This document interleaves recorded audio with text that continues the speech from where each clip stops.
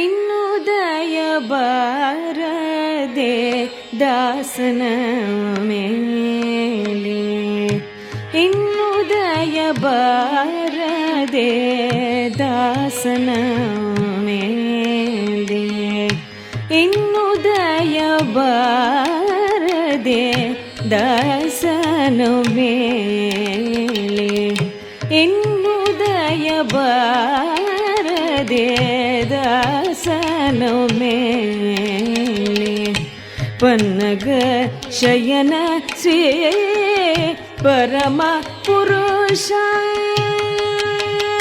ಇನ್ನುದಯ ಬಾರದೆ ದಾಸನ ಮೇಲೆ, ಪನ್ನಗ ಶಯನ ಶ್ರೀ ಪರಮ ಪುರುಷ ಹರಿಯೇ ಇನ್ನುದಯ ಬಾರದೆ ದಾಸನ ಮೇಲೆ.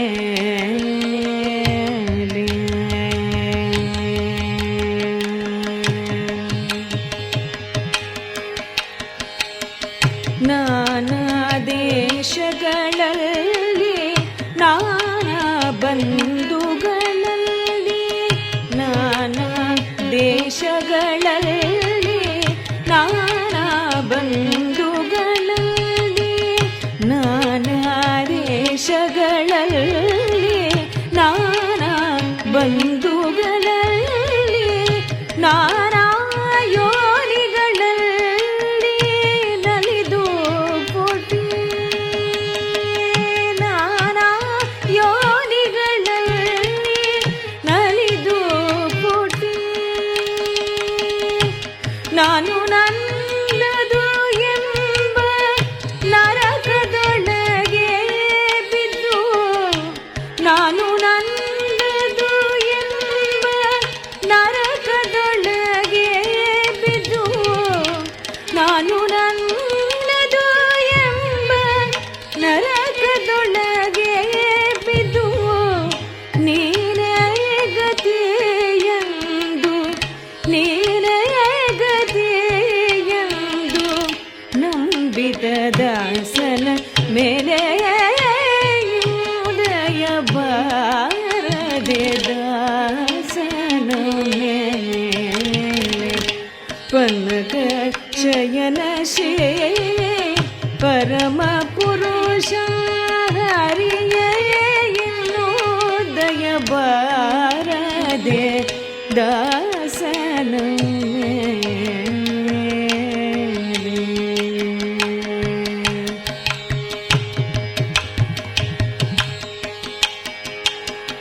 ಮನುವ ಕಾಯದಿಂದ ಮಾಡುವ ಕರ್ಮಗಳೆಲ್ಲ ದಾನವಾಂತಕ ನಿನ್ನಾದೀನ ಕೃತಿಯೇ, ಮನುವ ಕಾಯದಿಂದ ಮಾಡುವ ಕರ್ಮಗಳೆಲ್ಲ ದಾನವಾಂತಕ ನಿನ್ನಾದೀನವೇತಿ,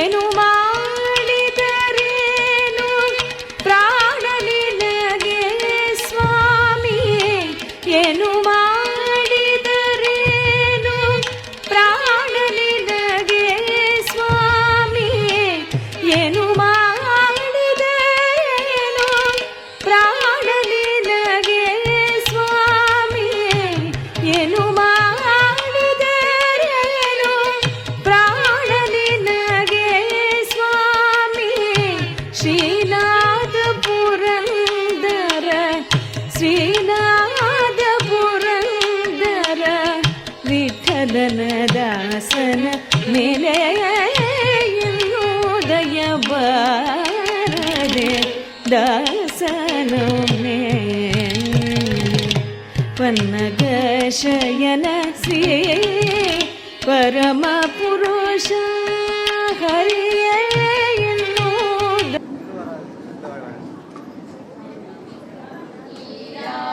கடலொடுத்த நிலமடந்த எழிலொழுகும் சீராரும் பதனமென திகழ்வரத கண்ட விதில் தெக்கன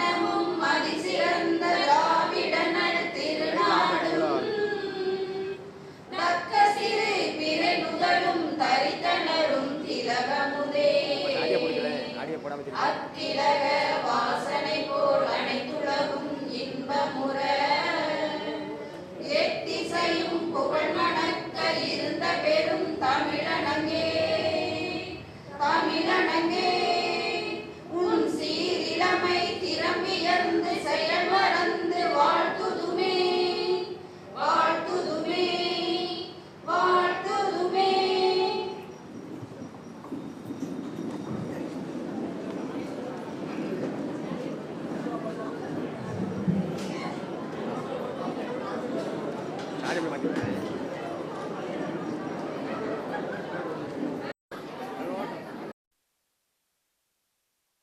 அற்புதமான தலைப்பு. சமுதாய மாற்றத்தை சாதிக்கும் ஆற்றல் எழுத்துக்கே பேச்சுக்கேன்னு சொல்கிற மாதிரி, பேச்சுக்கேன்னு சொல்லி நம்மிடத்தில் நமக்கு எல்லாவற்றையும் சாதிக்கக்கூடிய ஐயாவினுடைய சீடராய் தொண்டராய் இன்றைக்கி அவர் ரஜினிகாந்துக்கே மாமனார். அப்பேற்பட்ட பெருமை உடைய ராஜா அண்ணன் அவர்களை வருக வருக என்று வரவேற்கின்றோம். அதுபோல பேராசிரியர் தா ராஜாராம் ஐயா அவர்களை அன்போடு வருக வருக என்று வரவேற்கின்றோம். இந்த நிகழ்ச்சி இன்றைக்கி சிறப்பாக நடக்கிறதுக்கு அழைத்து எல்லாவற்றையும் செய்யக்கூடிய உதவி செய்த நம்முடைய சிவிலிபுத்தூர் புகழ் வழக்கறிஞர் ஜான்சி அக்கா அவர்களுக்கு வருக வருக என்ற அவர்களை அன்பு கருத்தோடு பென்னிங்டன் சார்பாக வரவேற்கின்றோம். அதுபோல சமுதாயத்தை மாற்றிக்க ஆற்றக்கூடிய ஆற்றல் எழுத்துக்கே என்று வாதிட வந்திருக்கக்கூடிய ராஜகுமார் அண்ணன் அவர்களை வருக வருக என்று பென்னிங்டன் சார்பாக வரவேற்கின்றோம். நம்முடைய மண்ணுக்கு ஒரு பெருமை சேர்த்து கொண்டிருக்கிற ராஜபாளையத்தில் பேசும் பூங்காற்றாய் திகழ்ந்து கொண்டிருக்கக்கூடிய சகோதரி, எங்களோட கல்லூரியில் உடன் படித்த சகோதரி கவிதா ஜவர் அவர்களை வருக வருக என்று வரவேற்று கொண்டாடுகின்றோம். அதுபோல திருப்பதி முனைவர் ரேவதி அம்மா அவர்களையும் வருக வருக என்று பென்னிங்டன் சார்பாக வரவேற்று மகிழ்கிறோம். எங்களுடைய கமிட்டியின் சார்பாக ஐயா அவர்களுக்கும் இங்கே இருக்கக்கூடியவருக்கு மரியாதை செய்கின்ற தருணம். உடைய பத்மஸ்ரீ சாலமன் பாப்பையா அவர்களுக்கு ஆண்டாள் கோவிலுடைய பட்டராகவும் எங்களுடைய பென்னிங்டன் கமிட்டியினுடைய உபதலைவராக இருந்து சிறப்பாக பணிகாட்டி காவல் காத்து கொண்டிருக்கிற எங்களுடைய ஆசான் முத்துப்பட்டர் அவர்கள் பொன்னாடை போற்றி நினைவு பரிசு வழங்கி சிறப்பிக்கின்றார்கள்.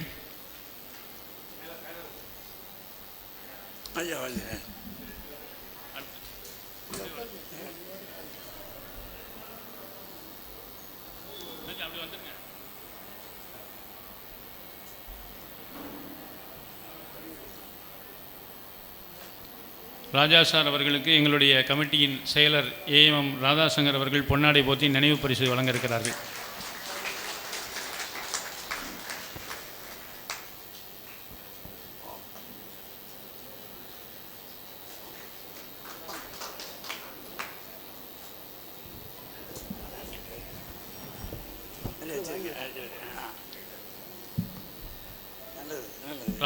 ராஜாராம் சார் அவர்களுக்கு பொன்னாடை போட்ட ஜெயக்குமார் சார் அவர்களை அன்போடு அழைக்கின்றோம்.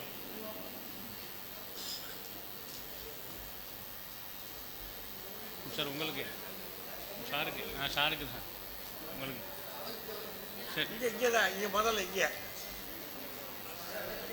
ராஜாராம் சார் அவர்களுக்கு எங்களுடைய கமிட்டியின் செயலர் ஏஎம் ராதாசங்கர் அவர்கள் பொன்னாடை போற்றி நினைவு பரிசு வழங்குகிறார்கள்.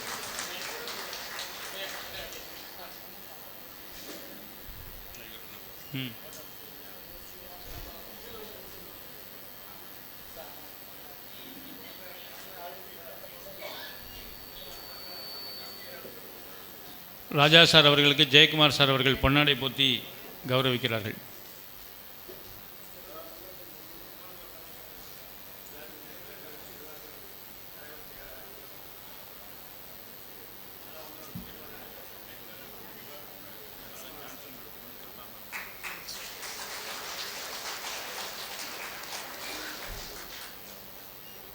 ராஜகுமார் சார் அவர்களுக்கு ராஜேஷ்கனி அவர்கள் பொன்னாடை போற்றி கௌரவிப்பார்கள்.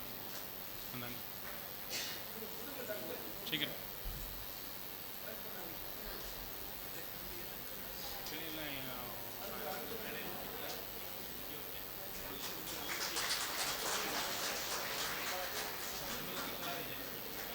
கிளி இல்லாமல் உங்களை அனுப்ப மாட்டோம்.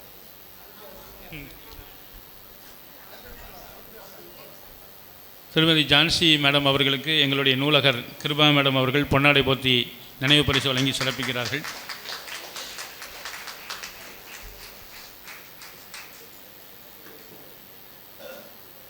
சகோதரி கவிதா ஜவர் அவர்களுக்கு அழகு சந்தான மிஸ் அவர்கள் பொன்னாடை போற்றி நினைவு பரிசு வழங்குகிறார்கள்.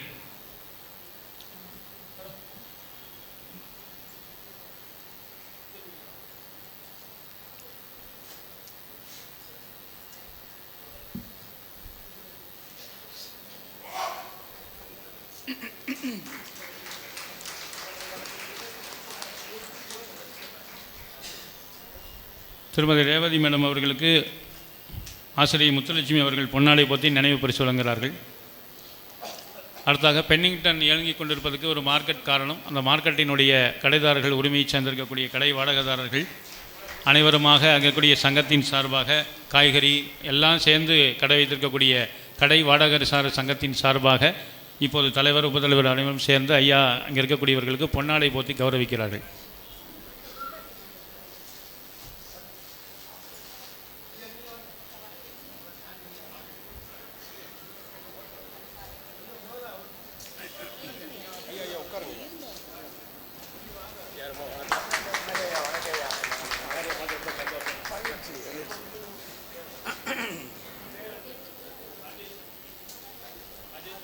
நன்றி நன்றி ஐயா, நன்றி ஐயா.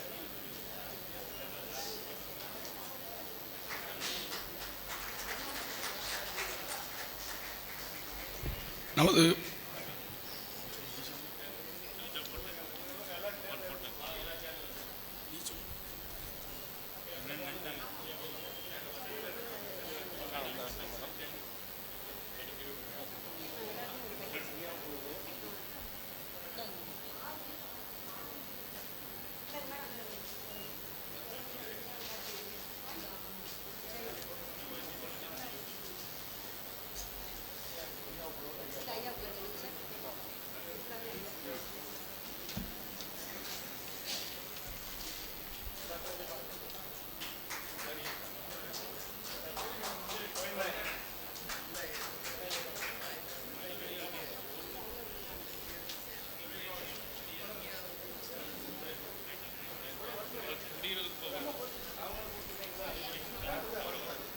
திருவில்லிபுத்தூர் மாநகரில்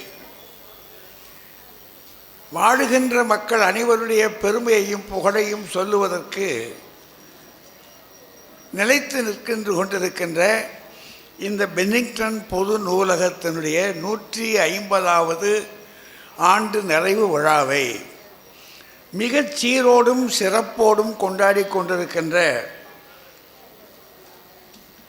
இந்த நிகழ்ச்சிக்குரிய அத்தனை பெரியோர்களே, குறிப்பாக இங்கே முன்னின்று இந்த விழாவை எடுத்து நடத்தி கொண்டிருக்கிற நம்முடைய ஐயா பெரியவர் பட்டரையா அவர்களே, வந்திருக்கின்ற சான்றோர்களே, குழு உறுப்பினர்களே, எங்களுடைய அருமை பிள்ளைகள், ஒருபுறம் பாலகிருஷ்ணன், இன்னொரு புறம் நம்ம காளியப்பன், பேச்சாளர் பெருமக்கள் இவர்கள் எல்லாம், அதோடு கூட என்னிடம் படித்த மாணாக்கர் சிலர் இங்கே இருக்கிறாங்க. தாய்மார்களே, தந்தையர்களே, இளைஞர்களே, பெரியோர்களே, உங்களுடைய அத்தனை பேரிடிக்கும் என்னுடைய பணிவான வணக்கத்தை முதற்கண் கூறிக்கொள்கிறேன். திருவில்லிபுத்தூர் எப்போதுமே ஒரு சரித்திரம் படைத்த ஊர். 1000 ஆண்டுகளுக்கு முன்பாகவே தமிழகத்து பெண்கள் எப்படி வாழ வேண்டும் என்பதற்கு வழிகாட்டிய ஒரு ஊர் இது. உறங்கி கிடக்க வேண்டிய காலம் அல்ல அது, இறைவனை நோக்கி உற்சாகமாக எழ வேண்டிய காலம். ஏ மடப்புள்ளாய், நீ இன்னும் உறங்கி கொண்டிருக்கின்றாயே, எழு என்று சொல்லி கோதை அன்னை நம்மை கூப்பிட்டு வீடு வீடாக சென்று எழுப்பி ஊருக்கெல்லாம் உபதேசம் பண்ணிய ஞானம் இருக்கிறதே, அந்த ஞானம் இந்த மண்ணிலிருந்து தான் புறப்பட்டது. அது புறப்பட்ட பிற்பாடு அதை வாங்கி கொண்டவர் மாணிக்கவாசகர் பெருமான். அப்படின்னா நீங்கள் யோசித்து பாருங்கள், 1000 ஆண்டுகளுக்கு முன்பே இங்கே அறிவு திருக்கோயில் இங்கே ஆண்டு கொண்டு இருக்கிறது. அப்படிப்பட்ட ஒரு புகழ் வாய்ந்த ஒரு நகரத்தில் ஞானம் கோலோச்சு கொண்டிருக்கின்ற ஒரு நகரத்தில் ஒரு அருமையான நூலகம் 1876 5/6 அப்படி சொல்கிறாங்க. இது தமிழ்நாட்டிலேயே முதல், அதான் பெருசு. அது தமிழ்நாட்டிலேயே இதுதான் முதல்ல வந்தது. கனிமரா லைப்ரரி அதற்கு பிறகு தான். சென்னையில் இருக்கக்கூடிய கன்னிமரா இதற்கு பிறகு தான் அது. அப்படின்னா இது எவ்வளவு முன்னோக்கமாக இது நடந்திருக்கணும்னு யோசித்து பாருங்கள். ஒரு பென்னிக்டன்ற ஒரு கலெக்டர்னு சொல்கிறாங்க, அவர் ஆட்சியாளர்னு சொல்கிறாங்க, ஆட்சியர், மாவட்ட ஆட்சியர். அவர் இங்கே வந்து இருந்து என்ன, ஒரு காலத்தில் படிக்கிற பிள்ளைகள் நோக்கம் என்னென்னு சொல்கிறாங்க, இங்கே அரசு தேர்வுக்கு பயிற்சி பெறக்கூடிய ஆட்கள் இருக்காங்க இல்லையா, அன்றைக்கி எத்தனை பேர் படிச்சிருப்பாங்கன்னு எனக்கு தெரியலை. 1876 என்ன 100க்கு ஒரு 5 பேர் படிச்சிருப்பாங்களா? அது கூட இருக்காது. 100க்கு 5 கிடைக்காது. 1945 10 பேர் தான் சொல்கிறாங்க. அப்போ ரொம்ப குறைச்சலாக இருக்கும். ஒருவரோ இருவரோ அவருக்காக ஒரு நூலகமே வைக்க வேண்டும். நல்லா படிக்கணும், அரசு தேர்வுகளுக்கு போக வேண்டும், அது மட்டும் இல்லை சிந்திக்கணும், டு திங்க் அப்படின்றாங்க. சும்மா கற்பனை தேரோட்டி கொண்டு போவதல்ல, இது ஏன் எதற்காக என்று கேட்டு சிந்திக்க வேண்டும். சிந்திப்பது தான் இது நம்முடைய சமயமும் வேதமும் வித்து. வேதம் அப்படின்னா வித், அறிவு. அறிவு சார்ந்த சமயம் சார்ந்த மக்கள் இருக்காங்களே, இவங்க சிந்திக்கணும், புதிதாக சிந்திக்க வேண்டும் என்பதற்காக இப்படி ஒரு நூலகத்தை தொடங்கினாங்க. அந்த நூலகத்தை தொடங்கினது பெருசு இல்லை, அதை காப்பாற்றுவதற்கு அதுக்கு ஒரு வரவு செலவு வைக்கணும், அதுக்காக ஒரு மார்க்கெட்டு கட்டணும். அந்த மார்க்கெட்டில் வரக்கூடிய வரக்கூடிய ஆட்கள் வாடகை இருக்கு, அதன் மூலமாக இதை ஒழுங்காக நடத்தணும், புத்தகங்கள் வாங்கி போடணும். என்ன திட்டமையாது? அப்படி திட்டம் போட்டு ஒரு திறமையான ஒரு அமைப்பை இந்த மண்ணிலே முதல்ல தோற்றிய பெருமை இருக்கு பாருங்க. அது வில்லிபுத்தூர் மக்களுக்கு அந்த பெருமை உண்டு. தோற்றுவித்தது பெருசில்லை, பெரும்பாலும் தொடங்கினா நம்ம ஆள் முடிச்சிருவான். நம்ம ஆளுடைய சிறப்புகளை ஒன்று என்னென்னா, போலியா பார்ப்போம், நாங்கள் என்ன விட்டுறவா போகிறோம் அப்படின்னு. ஆனால் அப்படி இல்லாமல் 150 ஆண்டுகளாக அதை தொடர்ந்து நடத்துவதற்கு உங்களுக்கு அறிவும் கொடுத்துருக்கிறான், வலுவும் கொடுத்துருக்கிறான். கொடுத்திருப்பவள் ஆண்டாள் அன்னை, அதான் பெருசு.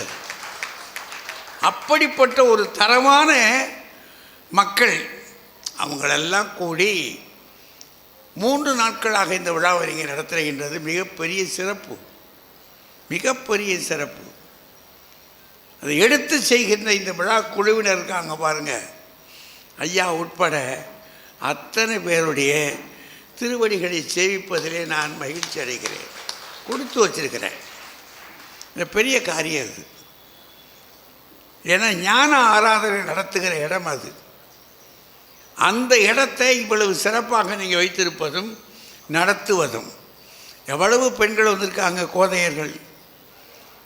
நம்ம ஊரில் கூட்டமாக காலை பொழுது அதுவும், ஆமாம் டிவியில் ஏதாவது போடுவேன் அதை பார்த்துக்கிடுவோம் அப்படின்னு பேசாமல் இருந்துருவாங்க. ஆனால் போய் கேட்போம் என்று இத்தனை பேர் வந்திருக்கிறாங்கன்னா அது தாய்மார்களுக்கு ஒரு தனி வணக்கம். இடமில்லாமல் வெளியே நின்று கொண்டு கேட்கிற பெரியவர்களுக்கு கொஞ்சம் முன்னாடி கூட வந்து உட்காரலாம். என்னங்கன்னா இங்கே வர முடியாத போலருக்கு, ஏன்னா பின்னாடி நிற்கிறாங்க, அவங்களுக்கு ஒரு தனி வணக்கம்.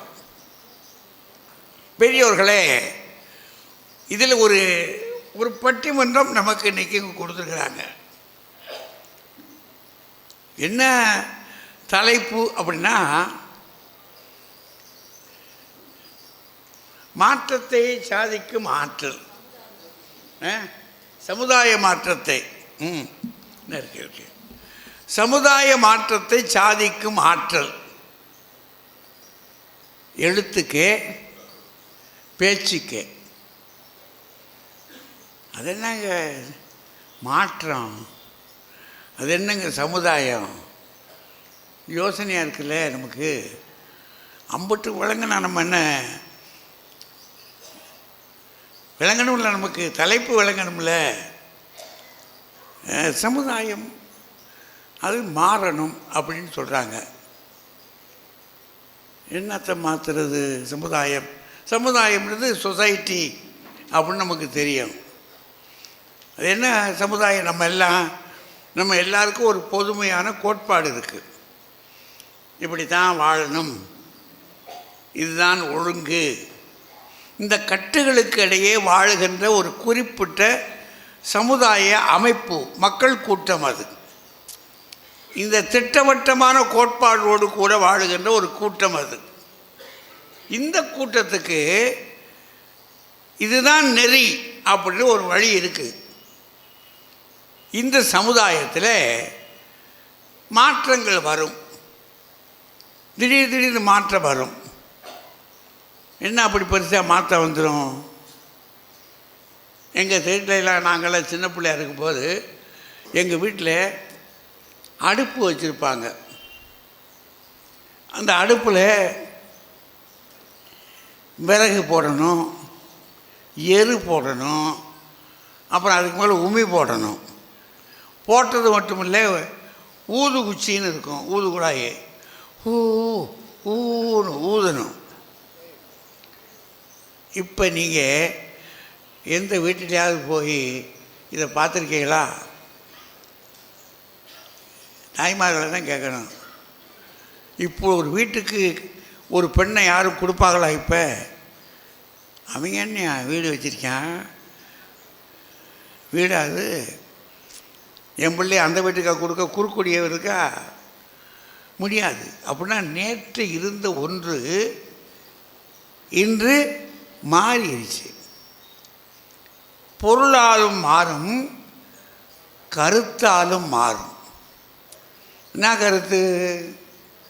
அந்த காலத்தில் நம்ம வீடுகளில் இப்படி வச்சு பார்ப்போமே, இந்த டெலிஃபோன் இருக்குது பார்த்தீங்களா? டெலிஃபோன் வீட்டில் இருந்துச்சுன்னா பெரிய பெருமை. அந்த வீட்டில் டெலிஃபோன் இருக்குங்க அப்படின்னா அது கிணிங்கிணிங் கிணிங்கிணிங் கிணிங்கிணின்னு அடிக்கும். நான் ஓடி போய் அங்கே கேட்டால் ஹலோ அப்படின்னா அது 8 தெருவுக்கு கேட்கும். கேட்கணும்னு நமக்கும் ஆசை. நம்ம வீட்டில் இருக்குன்றது தெரியணும்ல. அப்படி வச்சுருந்தோம். இப்போ எங்கேயாவது டெலிஃபோன் இருக்கா? என்னாச்சு? நம்ம கையிலேயே டெலிஃபோன் இருக்கு. இவன் ஹலோ அப்படின்னு பேசுகிறது மட்டும் இல்லை, அங்கேருந்து முகத்துக்கு முகம் வருது. அவன் அங்கே இருக்கிட்டு பேசுகிறான், ஏன்டா இப்படி மூஞ்சி இப்படி வச்சுக்கிட்டு இருக்க அப்படின்றான். இன்னும் முழிக்கலடா குளிக்கலடா, உன்னோட பேசுனதே தப்புடான் அப்படின்னா அவ்வளவு தெளிவாகி போச்சு. கைக்குள்ளேயே இருக்குது அடக்கம். அப்போ பொருளால் கருத்துக்களால் பல வகையான மாற்றங்கள் ஏற்படும். அந்த பழமை போயிடும். முன்னை பழமைக்கும் பின்னை புதுமைக்கும் பேர்த்தும பெற்றியனே நான் இறைவனையே. அவன் பழமைக்கு பழமையானவன், புதுமைக்கு புதுமையானவன். அப்போ பழமையும் இருக்குது, புதுமையும் இருக்குது. பழமை கழிவதும் புதுமை புகுவதும் வலு அல கால வகையினானே இருக்கா. அப்படின்னா யோசிச்சுக்கங்க. மாற்றம் என்பது புதிதாக வரும். வருவது தவறல்ல. நல்லா ஞாபகம் வச்சுக்கிடணும். அது வரக்கூடாதுன்னு சொல்ல முடியாது. வருவது தவறல்ல. ஏன்னா என் பாட்டன் சட்டையே போடலை. சட்டை போட்டானா என் பாட்டன்? சட்டையே செய்யாமல் இருந்தான். ஏன்னா அவனுக்கு சட்டைன்னு ஒன்று இருக்கிறதே தெரியாது. இப்போ பாருங்களேன், என்ன சட்டை, என்ன அழகு ஆள் போட்டு கண்ணாடி முன்னாடி நின்று அப்படின்றான். முடிவெட்ட போனால் அவன் என்னென்னவோ கருவி, நமக்கு அந்த காலத்தில் பார்த்தா நாங்கள்லாம் போகும்போது ஒரு கத்திரிக்கோள், ஒரு சீப்பு, அது இரும்பில் வச்சுருந்தான். அந்த சீப்பு போட்டு கிரிக்கணுவான். இப்போ பாருங்கள், அவன் ஒரு இது வச்சுருந்தான். அதுக்கு பிற்பாடு ஒரு கொண்டாந்துருந்தாங்க, மிஷின் போட்டாங்க, டனைன்னு. இப்போ கொண்டாந்து அது வட இந்தியாவிலேருந்து வந்திருக்கிறாங்க சில பயலுங்க. அவங்க வச்சுருக்கிற கருவிகளை பார்த்தீங்கன்னா, ஒரு கடைக்கு போனேன், இப்போ தான் மொட்டை அடித்து விட்டான், எனக்கு போயிட்டாயா அப்படின்னு. ஏன்னா அவனுக்கு ஒன்றும் தெரியல, அவங்கிட்ட பேசுகிறதுக்கு எனக்கு தெரியல. நான் போயிருக்கக்கூடாது, போய் பார்ப்போமேன்னு பார்த்தேன், மொட்டை அடித்து விட்டான். ஓடிப்போ, நீ பழனிக்கு போய் மொட்டை விட மாட்டேன், இங்கேனே போட்டுக்கிட்டான். அது மாதிரி கருவிகள் மாறிடுச்சியா எல்லாம். இந்த மாற்றத்தை சாதிக்கிற, இந்த மாற்றத்தை உருவாக்குகிற ஆற்றல் எதுக்கு இருக்கு? எழுத்துக்கு இருக்கா, பேச்சுக்கு இருக்கா? இவ்வளோதானுங்க விஷயம். எழுத்துக்கு முந்தினது பேச்சு இல்லைங்களா? ஏன்னா முதல்ல எது வந்திருக்கும்? பேச்சு தான் வந்திருக்கும். மனிதன் முதல்ல பேசுகிறத தொடங்கியிருப்பான். அப்புறம் தானே தங்கினங்கன்னா கோடு இங்கிட்ட பிடிக்க எழுத பழகினா. ஆனால் இந்த மேடை பேச்சுன்னு ஒன்று இருக்குது பாருங்க, அது ரொம்ப பிந்தித்தான் வந்துச்சு. ஏன் மேடை பேச்சு பிந்தி வந்துச்சுன்னு சொல்கிறீங்க? ஒரு சமுதாயத்துக்கு ஒரு தலைவன் இருப்பான், அவன் தான் ராஜா, பல்லடி வாயன். அவங்கிட்ட யாரும் நின்று பேச முடியாது. ஏன்னா பின்னாடி ஒரு கவிஞன் பாடுனான், சிரமறுத்தல் வேந்தனுக்கு பொழுதுபோக்கும் சிறிய கதையினா. ராஜா இருக்கானே, அவன் பெரிய வேலையெல்லாம் பார்த்துருவான். சோவியத்தில் இல்லை ஃப்ரான்ஸில் கில்லட்டின் அப்படின்னு ஒன்று கண்டுபிடிச்சாங்களாம். தூக்கு போடுறதுக்கு பதில், ஆமாம், ஒரு கத்தி, ஆள் வந்து இப்படி கழுத்தை இப்படி உள்ளே கொடுக்க வேண்டியதுதான், கடக் ஒரு அடி சுருக்கமாக தள்ளி விட்டுரும். ரஷ்யாவிலேருந்து ஒரு ராஜா அந்த ஊருக்கு வந்திருக்கிறான். வந்துட்டால் இவங்க அதை பெருசாக காட்டுறதுக்கு கொண்டு போயிருக்காங்க. கொண்டு போய் காட்டி, இதை பாருங்கள் கறி வச்சுருக்கோன்னா, இது எப்போ எப்படி செயல்படும்னு சொல்கிறீங்களோ அப்போ என்னை கூப்பிடுங்க, நான் வந்து பார்க்கணும். நானா அந்த ஊர் ராஜா இதுக்கு எப்போ அப்போன்னு, டேய் இவன் வர யார் அங்கே நின்றுக்கிட்டு இருந்த காவக்காரனை கழுத்தை உள்ள கொடு, கழுத்தை உள்ள கொடுத்தா கதை முடிஞ்சு போச்சு. அதனால் ஒரு கவிஞன் பாடுனா, சிரம் அறுத்தல் வேந்தனுக்கு பொழுதுபோக்கும் சிறிய கதை, நமக்கெல்லாம் உயிரின் வாதை அப்படின்னா என்ன பாருங்களேன். அதனால் யாரும் பேச மாட்டாங்க. இன்றைக்கு கூடங்க மேடையில் பேசுறதுனால் எளிதான காரியம் இல்லை. அமெரிக்காவில் ஒரு ஆய்வு பண்ணான், அச்சம் என்பதை பற்றி. மனிதனுக்குள்ள அச்சம் இருக்குது. இரவு நேரங்களில் இருட்டை கண்டா யாராவது பயப்படாத ஆள் இருக்கானா சொல்லுங்கள்? பழக்கப்பட்ட வீதியாக இருந்தால் கூட ராத்திரி நேரம் லைட்டு இல்லைன்னா ஒரு பாட்டு பாடுவான். இருட்டு என்ன வருதோ ஏதோ அப்படின்னு அச்சம். இந்த அச்சம் மேடையில் பேசுகிற பேச்சாளர் இருக்கா பாருங்க, அவனுக்கு இருக்குமா? பெரிய பெரிய பேச்சாளர்கள்லாம் அவங்க புத்தகத்தில் எழுதும்போது சொல்கிறாங்க, அப்பா நான் மேடையில் ஏறி முத பேசும்போது நடுங்கி செத்துருக்கேன்டா நாராயணா அப்படின்றான். நானும் நடுங்கியிருக்கேன். உடம்பெல்லாம் வேர்க்கும், மேனியெல்லாம் நடுங்கும், வாயெல்லாம் வறண்டு போகும், வார்த்தை வர்ற மாதிரி இருக்கும். அங்கனே நின்றுக்கணும், நிற்கும். அப்புறம் மாத்தியார் பயப்படாது பேசு ஏதோ அவர் தட்டி கொடுத்ததுனால நம்ம கெட்டிக்காரன் ஆகிட்டோம். அந்த மாதிரி அச்சம், அதுதான் இந்த மேடையில் பேசுகிற அச்சம் இருக்குது பாருங்கள், அதுதான் 10 அச்சங்களில் முதல் அச்சமா அமெரிக்க ஆய்வாளர்கள் சொல்கிறான். அப்படின்னா யோசிச்சுங்க. அப்படின்னா என்ன செய்யலாம், எழுத்தை முதல்ல போட்டுருவோம். சமுதாயத்தை மாற்றும் ஆற்றல் எழுத்துக்கே பேச்சுக்கே என்று எழுத்தை முதல்ல போட்டுட்டு பேச்சை பின்னாடி போடுறோம். எழுத்தில் இப்போ யார் பெரிய ஆள் அப்படின்னா, இந்த பக்கம் இருக்கார் பாருங்க நம்ம ராஜகுமார், இங்கே பக்கத்தில் ராஜபாளையம் தான். அவர் சொல்கிறார், நல்லா எழுதுவார், அவரும் புத்தகங்கள் எழுதுவார். அவங்க வீட்டம்மா படிக்கவே மாட்டாங்க. அவங்க அம்மாட்ட அந்த அம்மாட்ட ஏமா என்னமோ நிறைய எழுதுறாருமானார், நீங்கள் தான் மெச்சிக்கிடணும் அப்படின்னாங்க அவங்க. அவர் சொல்கிறாரு எழுத்து தான் அப்படின்னு.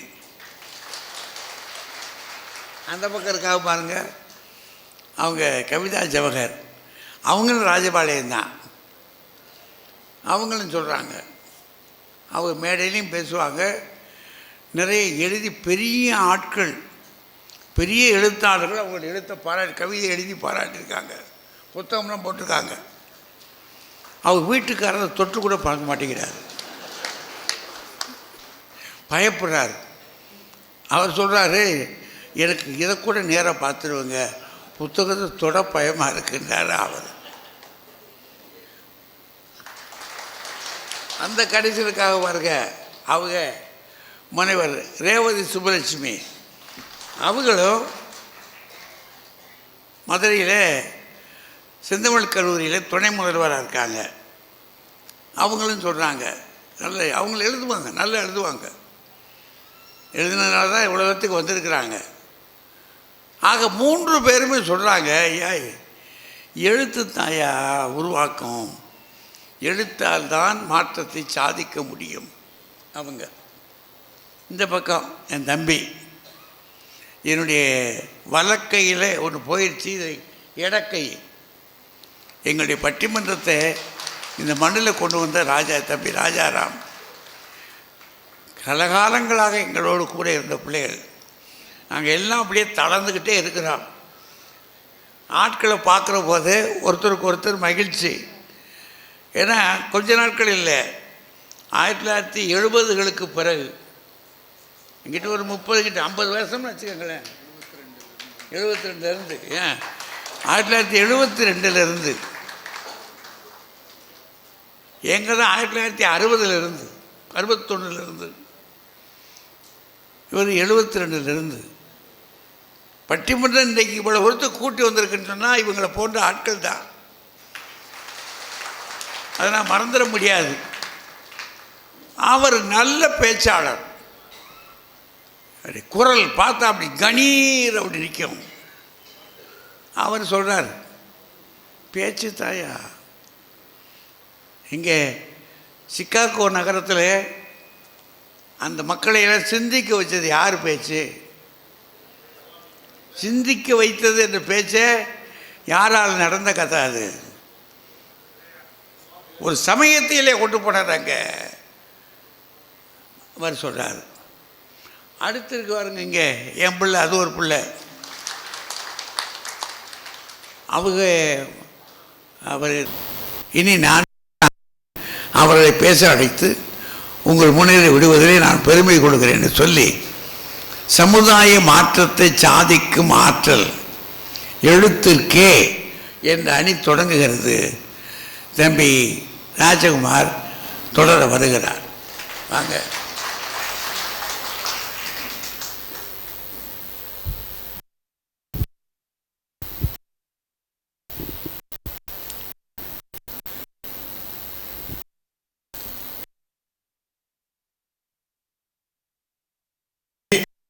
தமிழறிஞர் ஐயா அவர்களே, பட்டிமன்ற பெருமக்கள், பெருமைமிகு இந்த நூலகத்தின் 150வது ஆண்டு விழாவை கொண்டாடி கொண்டிருக்கின்ற நூலகத்தின் கட்டி காத்து கொண்டிருக்கின்ற அதனுடைய இயக்குனர்களே, பொறுப்பாளர்களே, அமுத தமிழ் பிறந்த இந்த மண்ணில் இன்றைக்கு பட்டிமன்ற தமிழை கேட்பதற்காக வருகை தந்திருக்கின்ற என் தமிழ் சொந்தங்களே, உங்கள் அனைவருக்கும் அன்பின் வணக்கம்.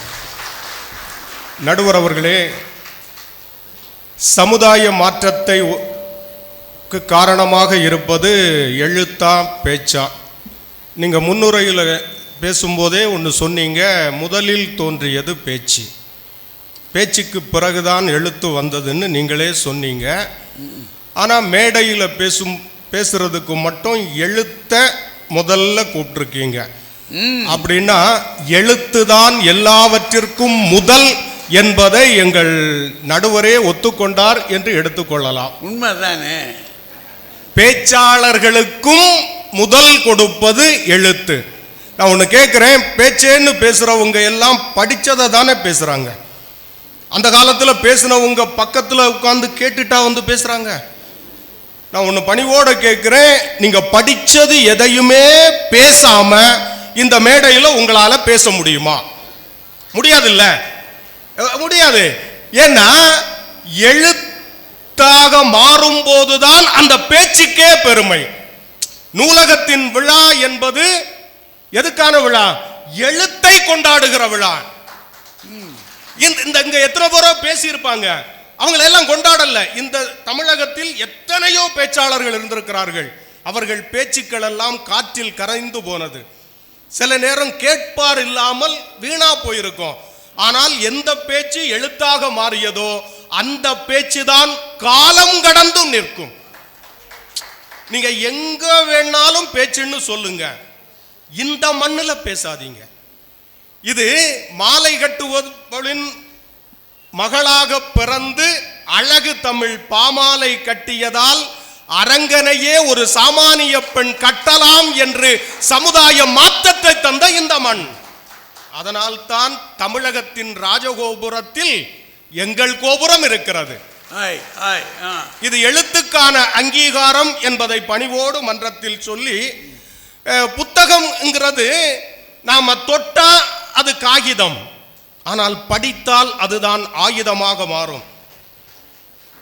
புத்தகம்ங்கிறது சாதாரணமான விஷயம் இல்லைங்க. நாம புத்தகத்தை திறக்கும் போது இதயத்தின் கதவுகளையும் திறக்கிறோம்.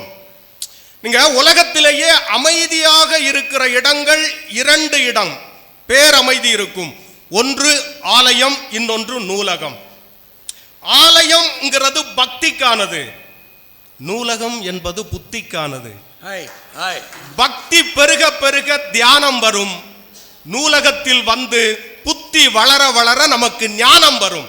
அந்த ஞானத்தை தரக்கூடிய அறிவின் ஆலயம்தான் இந்த நூலகம்.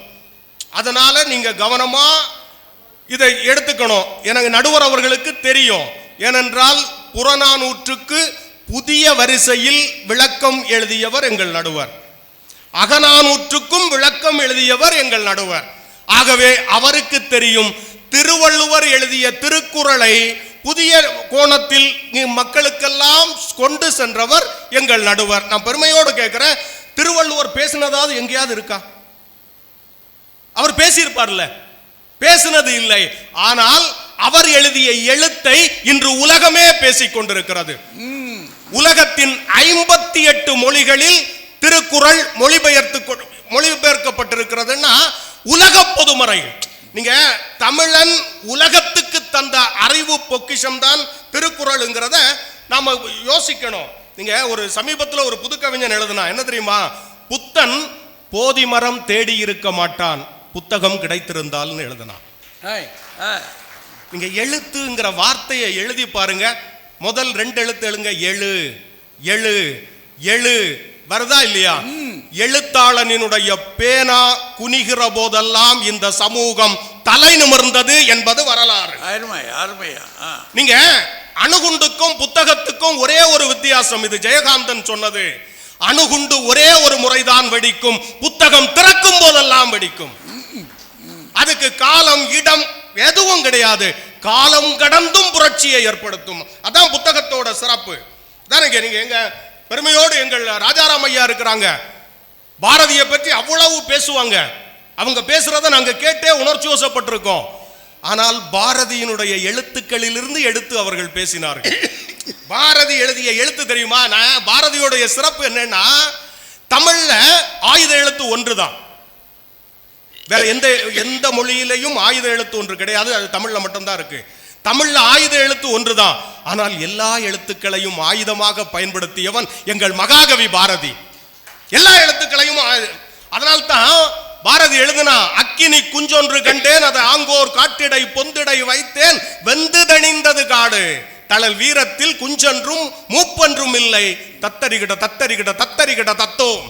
அந்த அக்கினி குஞ்சாக அந்த எழுத்து நம் இதயத்தில் வருகிற போது அந்த இதயத்திற்குள் நுழைந்து சமூக மாற்றமாக அது மலர்கிறது என்பதுதான் நோக்கம்.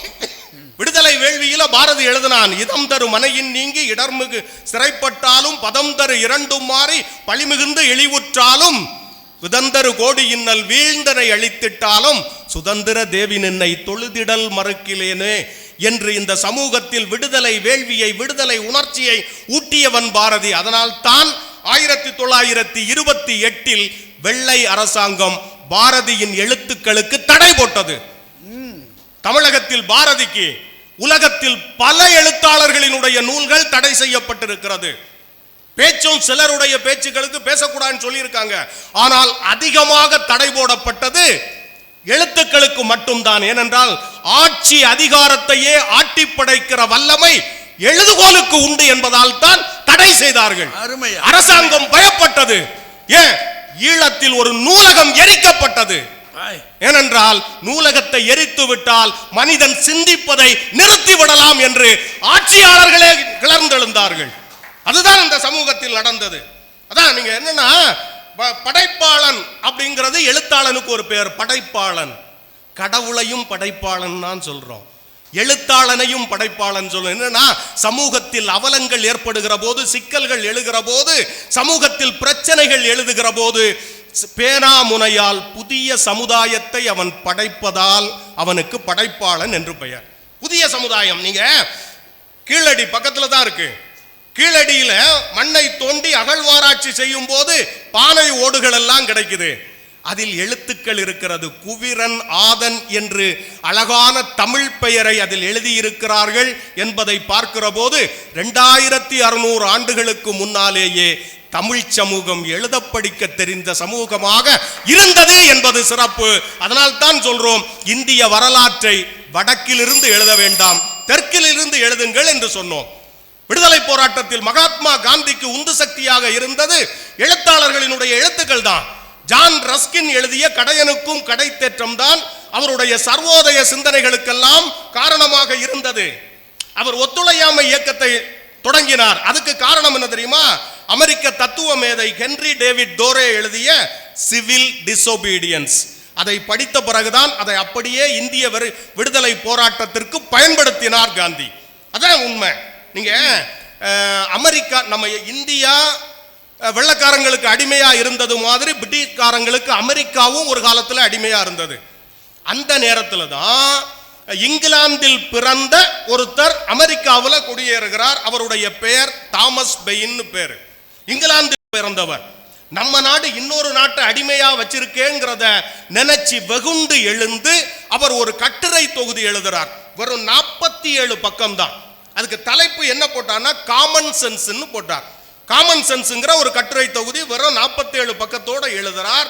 அதை எழுதி அமெரிக்காவில் வெளியிடுகிறார். வெளியிட்ட பிறகுதான் அதுல ஒரு வாசகம் இருக்கும். என்னன்னா, ஒரு கண்டம் ஒரு நாட்டை அடிமையாக்கலாம், ஆனா ஒரு நாடு ஒரு கண்டத்தை அடிமையாக்கலாமான்னு கேள்வி கேட்டார். அதை படித்தவர்கள் வெகுண்டு எழுந்து அமெரிக்க விடுதலைக்காக மிகப்பெரிய புரட்சியை செய்தார்கள். அமெரிக்கா விடுதலை பெற்றது. அதற்கு பின்னால் தாமஸ் பெயின் எழுதிய காமன் சென்ஸ் என்கிற நூல் தான் இருந்தது அப்படிங்கிறதா உண்மை. ஒரே ஒரு செய்தியோட நிறைவு பண்றேன். அதாவது எழுத்தாளன் எழுதுறது எல்லாமே நடக்குதுங்க. தீர்க்கதரிசி. பின்னால் நடக்கிறத கூட முன்னால் எழுதக்கூடிய ஆற்றல் எழுத்தாளனுக்கு இருக்கு. ஒரு பிரெஞ்சு எழுத்தாளன் ஜூல்ஸ் வெர்ன்னு பேரு. அவர் ஒரு புத்தகம் எழுதினார், நாவல் எழுதினார், From the Earth to the Moon. 1865 வெளிவந்தது. அது என்னன்னா, பூமியிலிருந்து நிலவுக்கு மனிதன் போனா என்னென்ன நடக்கும், போக முடியுமாங்கிறத அவர் அதை அந்த நூலை எழுதுறது வரைக்கும் நிலவுக்கு மனிதனை அனுப்ப வேண்டுங்கிற சிந்தனையே எழல. அந்த நூலை படிச்ச பிறகுதான் அறிவியல் அறிஞர்கள் எல்லாம் யோசிச்சாங்க, நிலவுக்கு போனா என்னென்ன பண்ணலாம்னு ஆராய்ச்சி பண்ணாங்க. அந்த புத்தகம் வெளியாகி 104 ஆண்டுகளுக்கு பிறகு 1969 அப்பல்லோ விண்கலம் நிலவில் தரையிறங்கியது. மனிதர்களும் இறங்கினார்கள் என்றால் ஒரு புதிய ஒரு சரித்திரத்தை சாதிக்கின்ற ஆற்றல் எங்கள் எழுத்துக்கு உண்டு. பேச்சு உசுப்பேத்தும், உணர்ச்சி வசப்படும், சில நேரம் கொந்தளிக்க செய்யும். பேச்சால் ஆபத்துக்களும் உண்டு, எழுத்தால் ஆபத்துக்களே இல்லை. வாய்ப்புக்கு நன்றி, வணக்கம். தம்பி ராஜகுமார் கடுமையாக வாதம் வச்சிருக்கிறார். பல செய்திகளை சொல்லியிருக்கார். 1-2 இல்லை, பல்வேறு செய்திகளை வச்சு எழுத்துக்கு எப்படி ஆற்றல் இருக்கு, சக்தி இருக்கு, அது உயிரோடு இருக்கிறது. அதை வாங்கி கொண்டு தான் மற்றவர்கள் பேசுகிறாங்க. பாரதி போட்ட செய்திகளை வச்சுக்கிட்டு தான் பேசுகிறாங்க. பேச்சாளர்கள் எதை வைத்து பேசுகிறார்கள்? புத்தகத்தை வைத்து பேசுகிறார்கள். சுருக்கமாக சொன்னால் சில செய்திகள் இவற்றை இருக்கக்கூடிய மிக அருமையான சிந்தனை இன்னைக்கு சும்மா வரல, ஒரு யுத்த களத்துக்கு வந்த மாதிரி வந்திருக்கார். செய்திகள் அப்படி கொண்டு வந்திருக்கிறார். ஜூல்ஸ் வெர்ன் அவன் எழுதின புத்தகத்தை பார்த்த பிற்பாடு தான் அவன் தானே ஒரு கற்பனை பண்ணான், நிலவுக்கு போக போகிறான்டான்னு சொல்லி. நடந்துருச்சே, நிலவுக்கு போயிட்டானே மனுஷன். நம்ம நல்லா ஓடி வான்னு பாடிக்கிட்டு தானே இருந்தோம். நம்மளாம் முடிஞ்சது அதுதான். இல்லாட்டி கதையை கட்டுவோம். நல்லா ஏன் தேஞ்சு போச்சு அப்படின்னா, இன்னொரு முனிவருடைய பிள்ளைகளை கட்டினா நல்லா கெட்டின வேகத்தில் அதில் இருந்தது 27 பிள்ளைய, 27 28 28 அதில் ஒரு பிள்ளை மேலே தான் அவனுக்கு பிரியம், சந்திரனுக்கு. மித்த பிள்ளைகளெல்லாம் விட்டுட்டான். அது என்ன செஞ்சு போய் அவங்க அப்பங்கிட்ட போய் சாமியார்கிட்ட போய், இப்போ நீ கட்டி கொடுத்தும் பிரயோஜனம் இல்லை, இந்த பையன் கிறுக்கு பையனாக இருக்கேன், எங்களை ஒன்றும் பார்க்குறதே இல்லை அப்படின்னா. அவர் பார்த்தாரு, ஒரே ஒரு பார்வை பார்த்து, அடே போட நாசமாக போடானார். அன்னையிலிருந்து அவன் என்ன ஆச்சான், தேய ஆரம்பிச்சிட்டான். கடைசியில் எங்கே ஓடுனா, சிவபெருமான்கிட்ட ஓடுனா. அவன், சாமி என்னை காப்பாற்று அப்படின்னா. அவர் பார்த்தாரு, எப்பா அப்போ சாபம் கொடுத்துருக்குற ஆள் பெரிய ஆள், நான் ஒன்றும் செய்ய முடியாது, வேணா தெரிஞ்சுக்கிட்டு தான் இருக்கும். அவர் தேயத்தானே சொன்னார், நான் வேணும் உன்னை வளர்கிறதுக்கு விடுறேன், தேஞ்ச பிற்பாடு வளர்ந்துருவேனாரு. அப்போ அவன் கேட்டான், அது சரி, நீங்கள் சொன்னது சரி, மறந்துட்டீங்கன்னா அவன் எப்படி ஆளாக இருப்பான்னு பாருங்கள். நீங்கள் சொன்னது சாமி சொன்னது சரிதான், மறந்துட்டான், நான் என்ன செய்கிறது என்ன. மறக்கிறடா பாவி, நீ இன்றைக்கி 3ஆம் நாளாக வந்திருக்க, இன்னும் 3 நாள் இருக்கு முழுக்க தேய்கிறதுக்கு, வாடா உன்னை நான் நெத்தியில் வச்சுக்கிறேன்டா.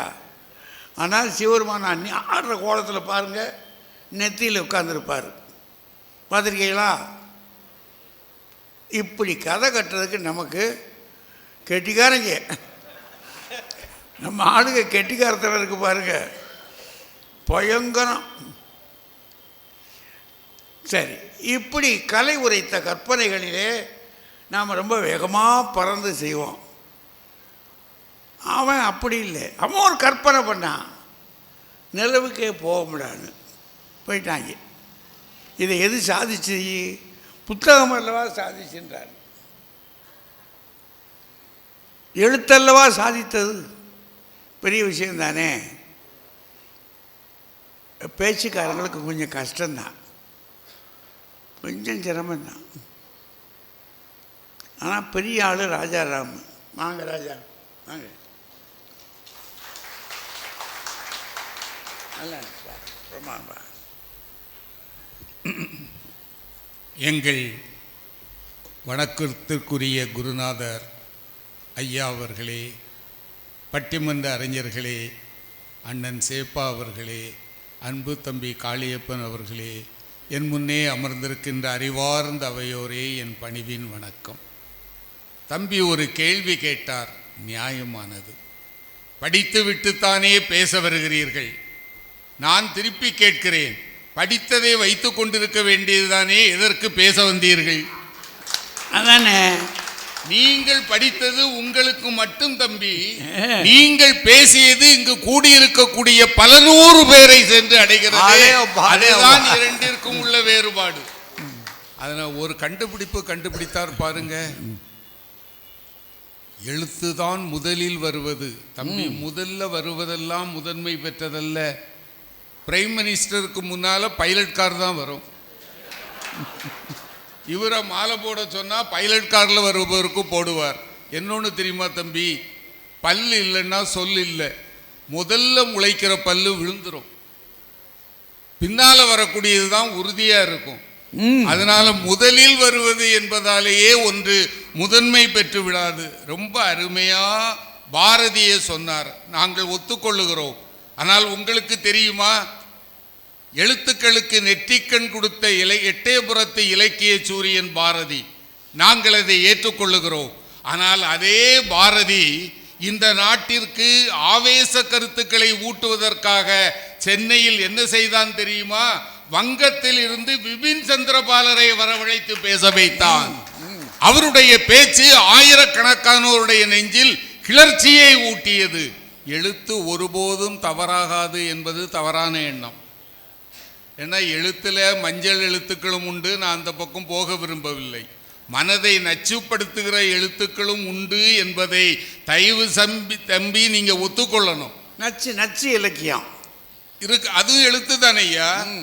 நீங்க அப்ப அதை இல்லைன்னா நீங்க என்ன சொல்லணும்? நான் நல்ல எழுத்துக்களை சொல்லுகிறேன்னு சொல்லணும். எழுத்துக்கள் என்று பொதுப்படையாக தயவு செய்து பேசாதீர்கள். அப்புறம் நீங்க ரொம்ப அருமையா சொன்னீங்க, பேச்சு ஒன்றும் எளிது இல்லையா. சுஜாதா என்ற எழுத்தாளரே எல்லோருக்கும் தெரியும் இல்லையா, தமிழகம் அறியாத எழுத்தாளரா. விவேகானந்தா கல்லூரியில் பேச போகிறார். பேசி கொண்டிருக்கிற போதே சொல்லுகிறார், நான் எழுத்தாளனே தவிர முன்னால் நின்றால் நடுங்கி போய்விடுவேன் என்று. அவ்வளவு பெரிய எழுத்தாளர். ஒரு இளைஞன் கேட்டான், திருக்குறள் 1330, அப்படி என்றால் திருக்குறள்கள் என்று தானே இருக்க வேண்டும், ஏன் திருக்குறள்? சுஜாதா ஒரு முறை பார்த்தார், எனக்கு பதில் சொல்ல தெரியல, நான் எழுத்தாளன், போய் சிந்திச்சு எழுதுகிறேன்னார். கணையாளியில எழுதினார், திருக்குறள்கள் என்று இல்லை, திருக்குறள் தான். ஏனென்றால் வள்ளுவருக்கு கள் பிடிக்காது. அருமை அருமை இல்லையா? அதை உடனே சொல்ல முடியல. இப்போ ஒரு பட்டிமன்றத்தில் நீங்க கேள்வி கேட்டா நான் பதில் சொல்லணும். இப்ப நான் பேசினா என்னுடைய அன்பு மகள் கவிதா திருப்பி படார்னு அடிப்பாங்க. எல்லாம் உங்க தயாரிப்பு தானே, செவிலில் அடிப்பாங்க. அதுக்கு கூர்மையான ஒரு நிலை வேண்டும் தம்பி. பேசுவது ரொம்ப எளிது. நீங்க நல்லா ஞாபகம் வச்சு பாருங்க, புத்தருக்கு எழுத்து இருந்தால் போதி மரம் தேவையில்லை என்றார். ஆனால் நன்றாக யோசித்து பாருங்கள், புத்த மதத்தை புத்தர் எப்படி பரப்பினார்? எழுத்துக்களாலா பேச்சினாலா? கொஞ்சம் சிந்தித்து பாருங்க. புத்த சமயம் இன்று உலகிலேயே மிகப்பெரிய மதம், கடல் கடந்து சென்றது. அவர் எழுதிய தம்மபதத்தால் அல்ல, ஊராக போய் புத்தர் பேசியதால் புத்த மதம் வளர்ந்தது, மகாவீரர் பேசியதால் சமண சமயம் வளர்ந்தது. பேச்சுதான் மக்களிடத்தில் எளிதாக கொண்டு சேர்க்கும். சில எழுத்துக்கள் ஆற்றல் வாய்ந்த எழுத்துக்கள் ஐயா, ஆனால் புரிய முடியாது. ஏன் ஐயா திருக்குறளுக்கு உரை எழுதினாங்க? எல்லோரும் புரிய வேண்டும் என்றால் அதை எளிமைப்படுத்துவதற்கு இன்னொருவர் தேவைப்படுகிறது. திருக்குறளே ஆனாலும் சரி, அப்படித்தானே? இப்போ நான் ஒரு கவிதை சொல்றேன் ஐயா, இது தமிழகத்தில் மிகவும் பாராட்டப்பட்டு பரிசு பெற்ற கவிதை. எழுதியவர் மிகச்சிறந்தவராகிய கவிக்கோ அப்துல் ரகுமான். சமாதான தேவதை ஊர்வலம் வருகிறாள். காகித வீதியில் கருட வாகனத்தில் சமாதான தேவதை ஊர்வலம் வருகிறாள். நகரும் சக்கர நாதஸ்வரங்கள் மேளம் கொட்ட, உலோக பறவைகள் ஒலிமலர் தூவ, கற்ப பூக்களின் பன்னீர் மணக்க, வெண்புறா சிறகு தோரணமாட, சமாதான தேவதை ஊர்வலம் வருகிறாள். ஓடி வாருங்கள், காண கிடைக்காது. எத்தனை பேருக்கு புரிஞ்சுது? உண்மையை சொல்லணும். இது அப்துல் ரஹ்மான் எழுதி இலக்கிய சிந்தனையால் பரிசு பெற்ற கவிதை. சிலவற்றை புரிந்து கொள்வதற்கே, எழுத்தை புரிந்து கொள்வதற்கே ஆற்றல் தேவை. என்ன எழுதுகிறார்? சமாதான தேவதைங்கிறது வெறும் காகிதத்தில் ஒப்பந்தம், காகித வீதியில் தான் இருக்கிறது. ஆனால் உண்மையில் என்ன நடக்கிறது? உலோகப்பறவை ஒலிமலர் தூவுகிறது. உலோகப்பறவைன்னா விமானம், அது குண்டுகளை போடுகிறது. நகரும் சக்கர நாதஸ்வரங்கள் மேளம் கொட்ட, பீரங்கியிலிருந்து குண்டுகள் முழங்கி கொண்டிருக்கின்றன. கற்ப பூக்களின் பன்னீர் மணக்க, மனிதனுடைய இரத்தம் மண்ணில் பாய்ந்து கொண்டிருக்கிறது. சமாதானத்தின் சின்னமான புறாவினுடைய சிறகுகளை தோரணமாக கட்டியிருக்கிறோம். வெண்புறா சிறகு தோரணமாட, சமாதான தேவதை ஊர்வலம் வருகிறாள். ஓடி வாருங்கள், காண கிடைக்காது என்பது ஒரு அங்கத பாடல். எத்தனை பேருக்கு புரியும் தம்பி? இல்லை, தெரியாம கேட்கிறேன். ஆனா ராஜகுமார் பேசினா எல்லோரும் கைதட்டுறீங்க. கைதட்டுறீங்கல்ல? புரியாமலா? நேரடியாக புரியும். நீங்க அமெரிக்காவை சொன்னீங்க. அங்க அந்த அடிமைகளே இல்லாமல் போனதற்கு காரணம் ஆபிரகாம் லிங்கனுடைய ஆற்றல் வாய்ந்த பேச்சு என்பதை மறந்து விடாதீர்கள். மார்ட்டின் லூதர் கிங்கினுடைய பேச்சு தான் ஒரு புதிய சக்தியை ஒரு சமுதாயத்திற்கு தந்தது. எழுத்து ஒரு சிலரால் மட்டும். கேள்வி கேட்கணும், தப்பா நினைக்காதீங்க. இவ்வளவு பெரிய நூலகம் இருக்கிறதே, இதற்குள் போகாமல் எத்தனை பேர் ஸ்ரீவில்லிபுத்தூரில் வாழ்கிறார்கள்? சொல்லுங்க சொல்லுங்க. இதுக்குள்ள போனாலும் எத்தனை பேர், போகாத எத்தனை பேர்? இல்லை, நான் போகாதவங்க கையை தூக்குனா போதும். நான் யாரையும் தாக்குவதற்காக பேசல. இருக்கு, ஆள் இல்லை, இருக்கிறதா இல்லையா?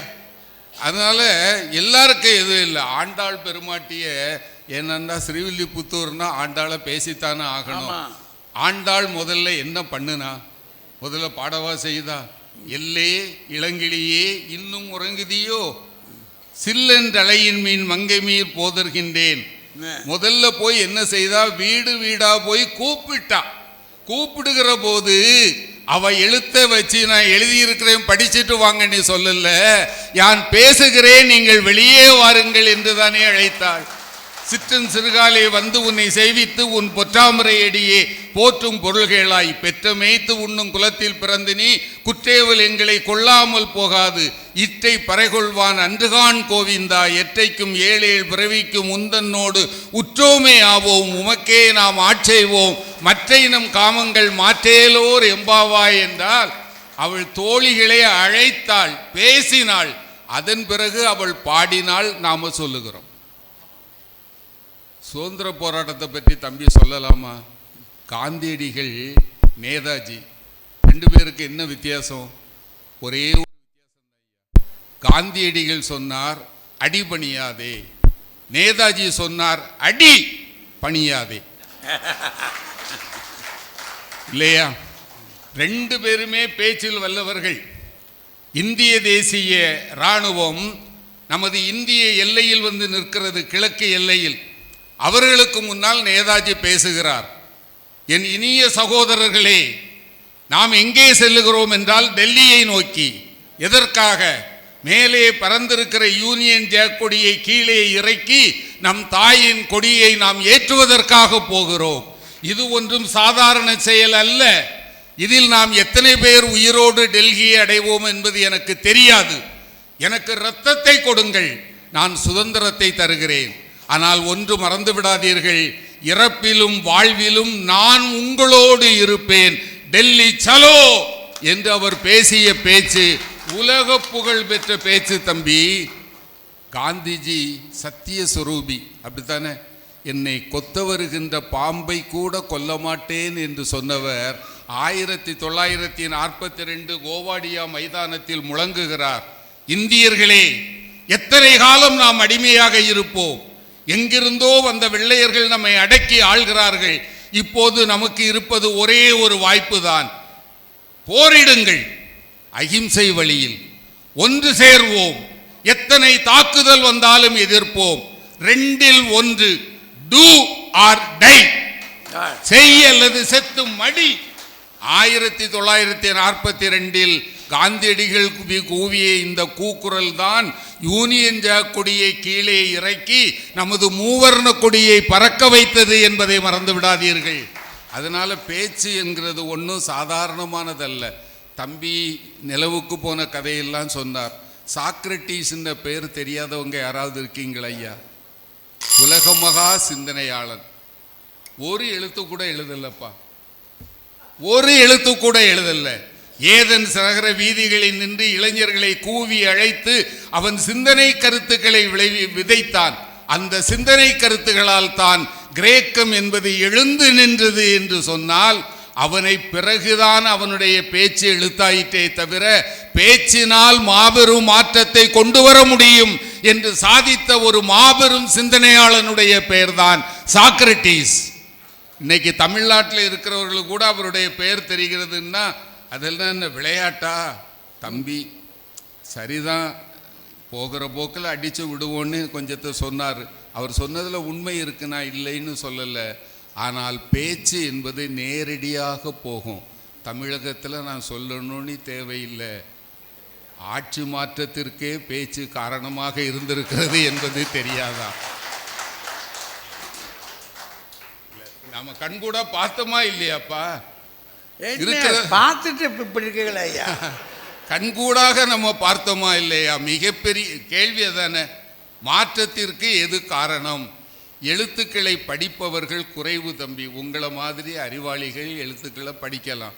ஒரு எழுத்து ஒருவரை வேண்டுமானால் பண்படுத்தும். ஆனால் பேச்சு லட்சக்கணக்கானோரை கிளர்ந்தெழச் செய்யும், போராடச் செய்யும், வெற்றியை ஈட்டி கொண்டு தரும் என்ற காரணத்தினால் நான் பணிவோடு சொல்லுகிறேன், பேச்சினுடைய ஆற்றல் பெரிது. நீங்கள் ஏதோ தண்டனை கொடுத்தாங்கன்னு சொன்னீங்களே தம்பி, இந்த நாட்டில் சுதந்திரத்திற்காக போரிட்டு தாமிரபரணி ஆற்றங்கரையில் நின்று வந்தே மாதரம் என்று முழங்கி பேசிய காரணத்தால் தான் வஉசி என்ற ஒரு மகத்தான தியாகிக்கு 2 ஆயுள் தண்டனை. எந்த புத்தகத்துக்காவது அது உண்டா? அவருடைய பேச்சை கேட்டு சொன்னான். வஉசியும் சுப்பிரமணிய சிவாவும் பேசுவதை கேட்டால் இறந்து கிடக்கிற சவம் கூட எழுந்து நிற்கும் என்றால் ஒரு பேச்சு என்பது எத்தகைய ஆற்றல் வாய்ந்தது என்பது தம்பிக்கு தெரியும். ஆகவே நடுவரையா அவர்களே, உங்களுடைய தீர்ப்பு எப்போதும் மாறாது. நீங்கள் எந்த தீர்ப்பை தந்தாலும் நாங்கள் தலைவணங்கி ஏற்றுக்கொள்ளுவோம். ஒரே ஒரு வாய்ப்பு மட்டும் கொடுங்கள். மிகப்பெரிய சூப்பர் ஸ்டார் கூட என்னுடைய படத்தில் தம்பி ராஜாவும் ஐயாவும் இருந்தால்தான் வெற்றியே காணும் என்று உங்களை வலிந்து அழைத்தார்கள் என்றால் நீங்கள் எழுதிய எழுத்துக்காக அல்ல, நீங்கள் பட்டிமன்றத்தில் பேசிய பேச்சுக்காக என்று சொல்லி வாய்ப்புக்கு நன்றி கூறி விடைபெறுகிறேன். வணக்கம். என்ன கூத்தையாது? அது எங்களை கூப்பிட்டதுனாலேயே பேச்சு தான் பெருசுன்னு சொல்ல மாட்டேன் நான். அவர் எவ்வளோ நாகரிகமாக உள்ளே இழுத்து போகிறார் பார்த்தீங்களா? அதான் பேச்சு திறமை, பேச்சு ஆற்றல் இருக்குது பார்த்தீங்களா? எழுத்து ஆற்றலும் இருக்குது, பேச்சு ஆற்றலும் இருக்குது. இந்த பேச்சாற்றல் என்ன சாதிச்சதுன்றதே நம்பி ராஜாராம் நம்மளால சொல்லியிருக்காரு. சுபாஷ் பேச்சையும் காந்தி மகானுடைய பேச்சையும் அவர் எடுத்து காட்டின காட்சி இருக்கு பாருங்க. நாம் திரும்ப திரும்ப யோசிக்க வேண்டிய இடங்கள்லாம் அது. நல்ல பிரமாதம் பேசியிருக்காங்க. இப்போ தான் சிரமமே இருக்குது. அடுத்து பேசுகிற ஆளுகளுக்கு ரொம்ப சிரமம். பாவம். கவிதா ஜவஹர் வாங்கப்பா, அவங்க என்ன செய்ய போகிறாங்களோ.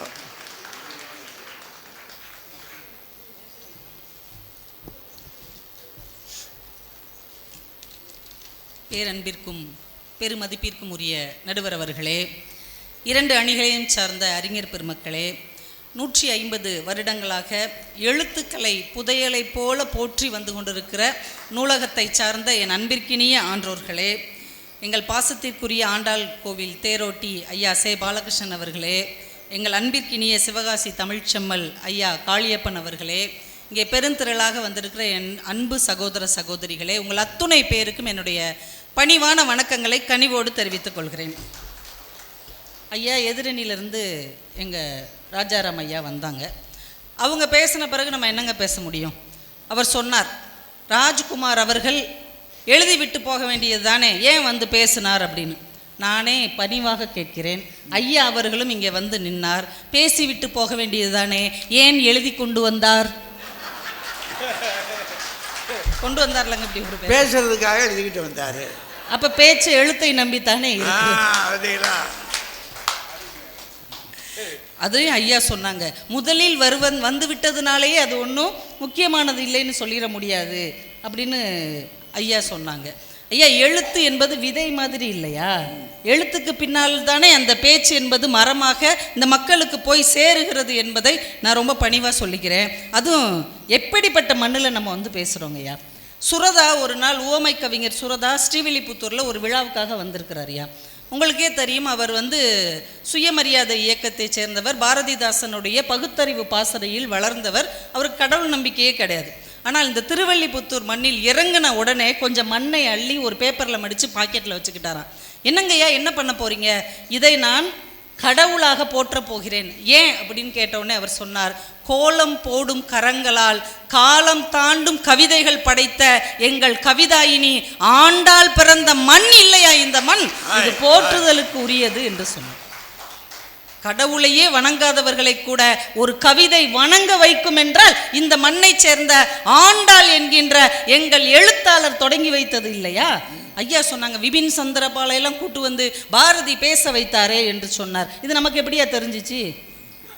பாரதியார் வந்து நம்மகிட்ட சொன்னாரா? நான் யாரையெல்லாம் கூட்டு வந்தேன் தெரியுமா? நம்மகிட்ட சொன்னாரா? பாரதியே பதிவு செய்கிறார். ஏனென்றால் பேச்சு ஒரு நாள் காற்றில் காணாமல் போகும், எழுத்து மட்டும்தான் அடுத்த தலைமுறைக்கு கொண்டு செல்லும் என்பதற்காக இதையெல்லாம் சுதேசமித்திரன் மாதிரியான பத்திரிகையில் பாரதியே பதிவு செய்கிறார். புத்தர் வந்து கிறிஸ்தவ மதத்துக்கு முன்னாடியே தோன்றியவர், கிமுல. அவர் என்ன பேசினாருங்க நமக்கு எப்படிங்க தெரிஞ்சது? எல்லாமே புத்தகத்தின் வாயிலாக தெரிந்து கொண்டதைத்தான் இன்றைக்கு நாம் பேசி கொண்டிருக்கிறோம். ஐயா, சூப்பர் ஸ்டார் அவர்களை பற்றி எங்கள் ஐயா ரொம்ப அழகாக சொன்னாங்க. சூப்பர் ஸ்டார் அவர்கள் சென்னையில் ஒரு விழாவுக்கு வந்தாங்க ஐயா. எந்த விழாவுக்கு வந்தார் தெரியுமா? எங்கள் தமிழறிஞர் ஐயா எழுதிய புறநானூறு புத்தகத்தின் அறிமுக விழாவுக்கு வந்த சூப்பர் ஸ்டார் அவர்கள் ஐயாவுடைய காலை தொட்டு வணங்கினார் என்றால் உச்ச நட்சத்திரத்தை கூட தலை வணங்க வைப்பது எழுத்துதான் என்பதை நான் மறுபடியும் பணிவோடையே சொல்லிக்கிறேன். அவருடைய பெருந்தன்மை இல்ல, எழுத்துக்கு அவர் கொடுத்த மரியாதைங்கய்யா. அந்த புத்தக விழாவில் தான் இதை நாங்கள் எல்லாருமே உட்காந்து கண் முன்னாடி பார்த்தது. ஐயா, ஒரு மாற்றத்தை எழுத்து எப்படி உண்டாக்குதுன்னா, சில வருடங்களுக்கு முன்னாடி அமெரிக்காவில் இந்த பழங்குடி கருப்பின மக்கள் பிள்ளைகள்லாம் படிக்கிற, சின்ன பிள்ளைகள் படிக்கிற ஒரு பள்ளிக்கூடம், அவங்க உண்டு உறைவிட பள்ளி, அங்கே தங்கி படிக்கிற பிள்ளைகள். இந்த வெள்ளை இன சிறுவர்களுக்கு அந்த பிள்ளைகளை பார்த்தாலே பிடிக்கல. இவங்களுக்கே இவ்வளவு சலுகை கொடுக்குறாங்க, இவங்களுக்கே சாப்பாடெல்லாம் போட்டு சொல்லி கொடுக்குறாங்கன்னு ரொம்ப எரிச்சலாகி ஒவ்வொரு நாள் இரவும் இந்த பிள்ளைங்க அங்கே போய் தப்பு தப்பாக ஏதாவது எழுதி வைக்கிறாங்க. அங்கே நல்லா படிக்கிற பசங்களை பற்றி கெட்ட கெட்ட வார்த்தையாக எழுதி வைக்கிறாங்க. அவங்க புத்தக பையெல்லாம் தூக்கிட்டு போய் குப்பையில் போட்டுடுறாங்க.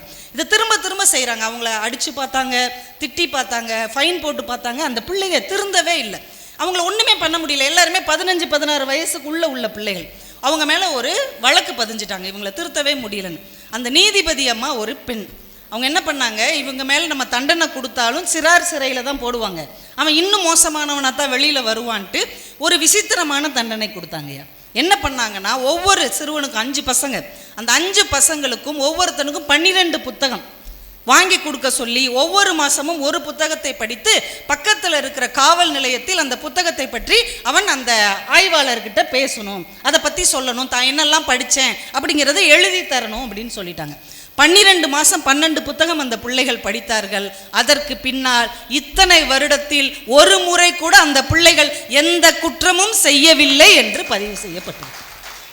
நம்ம இன்னைக்கு எவ்வளவு புலம்புறோம், அந்த அடுத்த தலைமுறை இப்படி ஆயிட்டானு வருத்தப்படுறோம். அவங்கள உட்கார வச்சு பழைய எழுத்துக்களை வாசிக்க வைத்தால் நிச்சயமாக இளைய சமுதாயத்தில் ஒரு மிகப்பெரிய மாற்றமும் முன்னேற்றமும் ஏற்படும் என்பதை அந்த வழக்கு நிரூபித்திருக்கிறது. ஐயா, ஐநா சபைன்னு ஒன்று இருக்குங்கய்யா, ஐக்கிய நாடுகள் சபை. 193 நாடுகள் உறுப்பினராக இருக்கு. அப்போ ஒவ்வொரு நாட்டிலும் எத்தனை ஆயிரம் மொழிகள் பேசப்படும். ஆனால் அந்த ஐநா சபை முகப்பில் நம்ம தமிழ் கவிஞன் எழுதிய யாதும் ஊரே யாவரும் கேளிர் என்கின்ற வாசகம் பொறிக்கப்பட்டிருக்கிறது என்றால் 2000 வருஷத்துக்கு முன்னாடி கணியன் பூங்குன்றனார் என்ன பேசினார்னு தெரியல, அவர் எப்படி இருப்பார்னு தெரியல, அவர் எப்படி வாழ்ந்தார்னு தெரியல. ஆனால் அவர் எழுதிய எழுத்து கண்டங்களை தாண்டி பரவி இருக்கிறது என்றால் அதுதான் எழுத்து சாதித்த மிகப்பெரிய ஆற்றல் இல்லையா? ஐயா, நம்ம இந்த உலகத்தில் நம்ம பழசெல்லாம் கூட விட்டுருவோம். இன்னைக்கு சமகாலத்தில் நடக்கிற சம்பவங்களை நீங்கள் 2 மணி நேரம் பேசுங்க, 3 மணி நேரம் பேசுங்க, ஆத்மார்த்தமாக பேசுங்க, கை தட்டிட்டு விட்டுட்டு போயிடுவாங்க. ஆனால் அதை எழுத்தா சொல்லும் போது மனசுக்குள்ளே பதிகிறது இல்லையா, அந்த வலிமை வேறு எதுக்குமே கிடையாதுயா. நம்ம பஸ்ஸில் போகிறோம், ட்ரெயின்லாம் போகிறோம்ல, இந்த சின்ன பிள்ளைங்க பொருட்கள் விற்க வருவாங்க, பார்த்துருக்கிறீங்களா? சின்ன பிள்ளைங்க கொய்யாப்பழம் விற்பாங்க, வெள்ளரிக்காய் விற்பாங்க, கடல மிட்டாய் விற்பாங்க. நம்ம என்ன சொல்லுவோம், ஐயோ படிக்க வேண்டிய வயசில் இந்த பிள்ளைங்க இந்த வேலையெல்லாம் பார்க்குறாங்களேன்னு புலம்பி தவிச்சு அதை மறந்து போயிடுவோம் அடுத்த ஸ்டாப் வரங்குள்ள. ஆனால் இதை ஒரு கவிஞன் பார்க்குறான், கேப்பா அப்படின்னு ஒரு கவிஞன் பார்க்குறான். கிருஷ்ணன் கோவிலில் வெள்ளரி சின்ன பிள்ளைங்க விற்கிறாங்க, பொம்பளை பிள்ளைங்க விற்கிறாங்க. அவன் ஒரே ஒரு வார்த்தை தாங்க எழுதுனான், வெள்ளரி பிஞ்சுகள் விற்கின்றன, வெள்ளரி பிஞ்சுகள் விற்கின்றன. அவனுடைய துயரத்தை எப்படி நம்ம தோள்களில் மடைமாற்றி விட்டு போகிறான் அந்த எழுத்து. இனிமே நீங்க அந்த சம்பவத்தை எங்க பார்த்தாலும் இந்த கவிதை உங்கள் நினைவிலே நிற்கத்தானே செய்யும். அதுதாங்க எழுத்தினுடைய ஆற்றல். பைசா கோபுரம் சாஞ்சு இருக்கும், நீங்க பார்த்துருப்பீங்க. நம்ம அதை பார்த்தோம்னா நல்லா இருக்குன்னு செல்ஃபி வேணா எடுத்துட்டு வருவோம், அது எப்படியெல்லாம் இருந்துச்சுன்னு தெரியுமா அப்படின்னு வேணா பேசுவோம். ஆனால் அதை பார்த்த பாண்டியான்னு ஒரு கவிஞன் ஒரே வார்த்தையில் எழுதுனா, பைசா என்றால் கோபுரம் கூட சாய்ந்து விடுகிறது. பணம் படுத்துகிற பாட்டை மொத்த வரியில் எழுதுனா, பைசா என்றால் கோபுரம் கூட சாய்ந்து விடுகிறது. எழுத்துக்கு எவ்வளோ பெரிய ஆற்றல் இருக்கிறது. கவிக்கோ எழுதின கவிதை ஐயா சொன்னாங்க, அந்த கவிதை ஐயா மாதிரியான தமிழ் புலவர்கள் புரிந்து கொள்வதற்கு. அதுக்காக கவிக்கோ சாதாரண கவிதை எழுதலையா, சாமானியனுக்கும் வாசிக்க தெரிந்த சாதாரண எழுத படிக்க தெரிந்தவனுக்கு கூட அவர் ஒரு கவிதை எழுதியிருக்கிறார். நம்மள மாதிரி இளைஞர்களுக்குங்க காதல் கவிதை எழுதியிருக்கிறார். மின்மினிகளால் ஒரு கடிதம் அப்படின்னு எழுதியிருக்கிறார். அந்த கவிதையில் ஒரு அழகான கவிதை, என் இதயத்தை உடைத்து விட்டாயடி, இனி எதில் வசிப்பாய்? என் இதயத்தை உடைத்து விட்டாய், இனி எங்கு போய் வசிப்பாய்? கசல் கவிதை. நீங்கள் அந்த புத்தகம் அவ்வளவு நல்லா இருக்குங்க. அந்த எழுத்து சர்வசாதாரணமாக நம்ம மனசுக்குள்ள எவ்வளோ பெரிய இடத்தை பிடித்து விடுகிறது. நம்ம காலமாக தொன்மைன்னு சில விஷயங்களை வச்சுருப்போம் இல்லையா, அதை பேச்சை விட எழுத்து தான் டக்குன்னு உடைச்சி அடுத்த கட்டத்துக்கு கொண்டு போகும். நம்ம கர்ணன் அப்படின்னோடனே அவன் கொடைவள்ளல் கேட்டதையெல்லாம் கொடுக்குறான், அப்படியே தான் நம்ம காலங்காலமாக படிச்சுட்டு இருக்கிறோம். அதை ஒரு கவிஞன் எழுதுனாங்க, கர்ணனிடம் இது வேண்டும் அது வேண்டும் என எல்லோரும் கேட்கிறார்கள், கர்ணனிடம் அது வேண்டும் இது வேண்டும் என எல்லாரும் கேட்டார்கள், கர்ணனுக்கு என்ன வேண்டும் என்று யாராவது கேட்டார்களா? இறைவன் உட்பட. இந்த பார்வையில் யாராவது கர்ணனை பார்த்துருக்கோம்? அவன் எல்லாம் தருவான்னு சொன்னமே ஒழிய அவனுக்கு யாராவது ஏதாவது தந்தாங்களாங்கிற ஒரு புதுமையை இன்றைக்கு எழுத்து தான் கொண்டு வர முடிகிறதே தவிர வேற எதுவும் முடியாது. இந்த கிறிஸ்மஸுக்கு எனக்கு ஒருத்தன் கவிதை எழுதி அனுப்பு, கோயிலுக்குள்ளே போய் நம்ம உனக்கு என்ன வேணும்னா கேட்டுக்கிட்டு இருக்கான். அது சாமானிய மனிதன் கேட்க மாட்டேன், எழுத்தாளன் கேட்பாயா. எழுத்தாளனுடைய மனசு இருக்குல்ல, ஏன்னா அவனும் ஒரு படைப்பாளி இல்லை, ஒரு படைத்தவனை பற்றி இன்னொரு படைக்கிறவனுக்கு தானே தெரியும். இப்போ கிறிஸ்மஸ்க்கு எனக்கு ஒருத்த கவிதை எழுதினாயா, தட்டினால் திறக்கப்படும் என்றீர்கள், தட்டினால் திறக்கப்படும் என்றீர்கள், ஏன் கதவை அடைத்தீர்கள்? கதவை திறந்தே வச்சிருந்தா தட்டவே தேவையில்லை. அந்த தொன்மைகளை அவங்க எப்படி புதுமையாக மாற்றி நமக்கு ஒரு புதிய சிந்தனையை நமக்குள்ளே ஏற்படுத்துகிறார்கள். இந்த பெண்கள் முன்னேற்றத்துக்கு ரொம்ப அழகா ஒரு கவிஞன் எழுதினான், ஒரு இஸ்லாமிய கவிஞன் ரசூல் அப்படிங்கிறவர் தான் எழுதினார். ஒரு பொண்ணு அப்பா கிட்ட கேட்குது, இத்தனை ஆண் நபிகளுக்கு மத்தியில், இத்தனை ஆண் நபிகளுக்கு மத்தியில் ஏன் வாப்பா இல்லை ஒரு பெண் நபி? நம்ம பெண் முன்னேற்றம் கரடியாக கத்திக்கிட்டே இருக்கிறோம். ஆனால் இந்த ஒற்றை கவிதை எவ்வளவு பெரிய மனமாற்றத்தை நமக்குள் தந்து விடுகிறது என்றால் எழுத்துக்கு அவ்வளவு வலிமை இருக்கிறது. அதனால தான் காலமாக ஆயுதத்துக்கு கூட எந்த நாடும் தடை போடவில்லை. வெடிகுண்டுக்கு யாராவது தடை போட்டிருக்காங்களா? துப்பாக்கிக்கு தடை போட்டிருக்காங்களா? பீரங்கிக்கு தடை போட்டிருக்காங்களா? புத்தகங்களுக்கு மட்டும்தான் தடை போட்டிருக்கிறார்கள். ஏனென்றால் அதில் இருக்கிற ஒவ்வொரு எழுத்தும் மறைத்து வைக்கப்பட்டிருக்கிற கண்ணி வெடிகளுக்கு சமமானது என்பதால், அது எப்பையும் புரட்சியை கொண்டு வரக்கூடும் என்பதால் தான் அதை செய்யவில்லை. ஐயா, மேத்தா ஒரு அழகான கவிதை எழுதினார். வாளோடு ஆண்ட மன்னர் வரலாறு மறைந்து போகும், வேலோடு வென்ற வேந்தர் வெற்றிகள் மறைந்து போகும், தாளோடும் தாளில் தீட்டும் தமிழோடும் தமிழை பாடும் நூலோடும் வாழ்வோர் மண்ணில் 100 ஆண்டு வாழ்வார் என்று சொன்னால் அப்படித்தான் இன்றைக்கு ஆண்டாலும் நம்மோடு வாழ்ந்து கொண்டிருக்கிறார் என்று சொல்லி, பேச்சு காற்றோடு கலந்து போகும், எழுத்து மட்டும்தான் காலத்தை வென்று வாழும், மாற்றத்தை உருவாக்கும் என்று சொல்லி வாய்ப்புக்கு நன்றி கூறி விடைபெறுகிறேன். நன்றி, வணக்கம். அருமையா, உண்மைதான். பேச்சு போகிற போக்கில் போச்சு, அவ்வளோதான், மூச்சு மாதிரி போச்சு.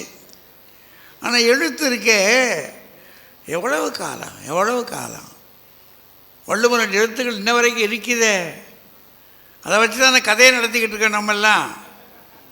எவ்வளவு விளைவில் நின்று காலங்காலமாக பேசிக்கிட்டு இருக்கு இல்லையா? அது எல்லாரும் அதில் ஒரு முக்கு அள்ளி அப்புறம் தான் கொண்டு வந்து கொட்டுறது. அப்படின்னா எழுத்து தானே அப்படின்னு நிற்கிறாங்க. நம்ம வக்கீல் வழக்கறிஞர் அவர் இங்கிட்டு மாற்றுவார். வாங்க வாங்க.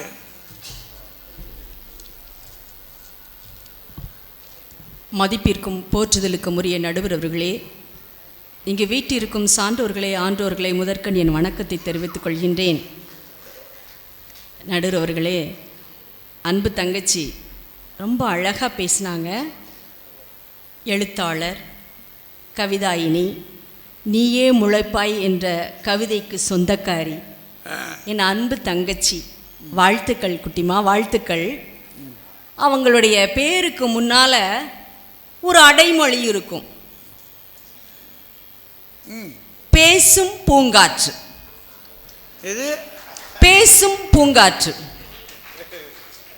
எழுத்து பூங்காற்றுன்னு ஏன் வைக்கலம்மா? எழுத்து இளங்காற்றுன்னு வைக்கிறது வச்சுக்கோங்க, வைக்கல.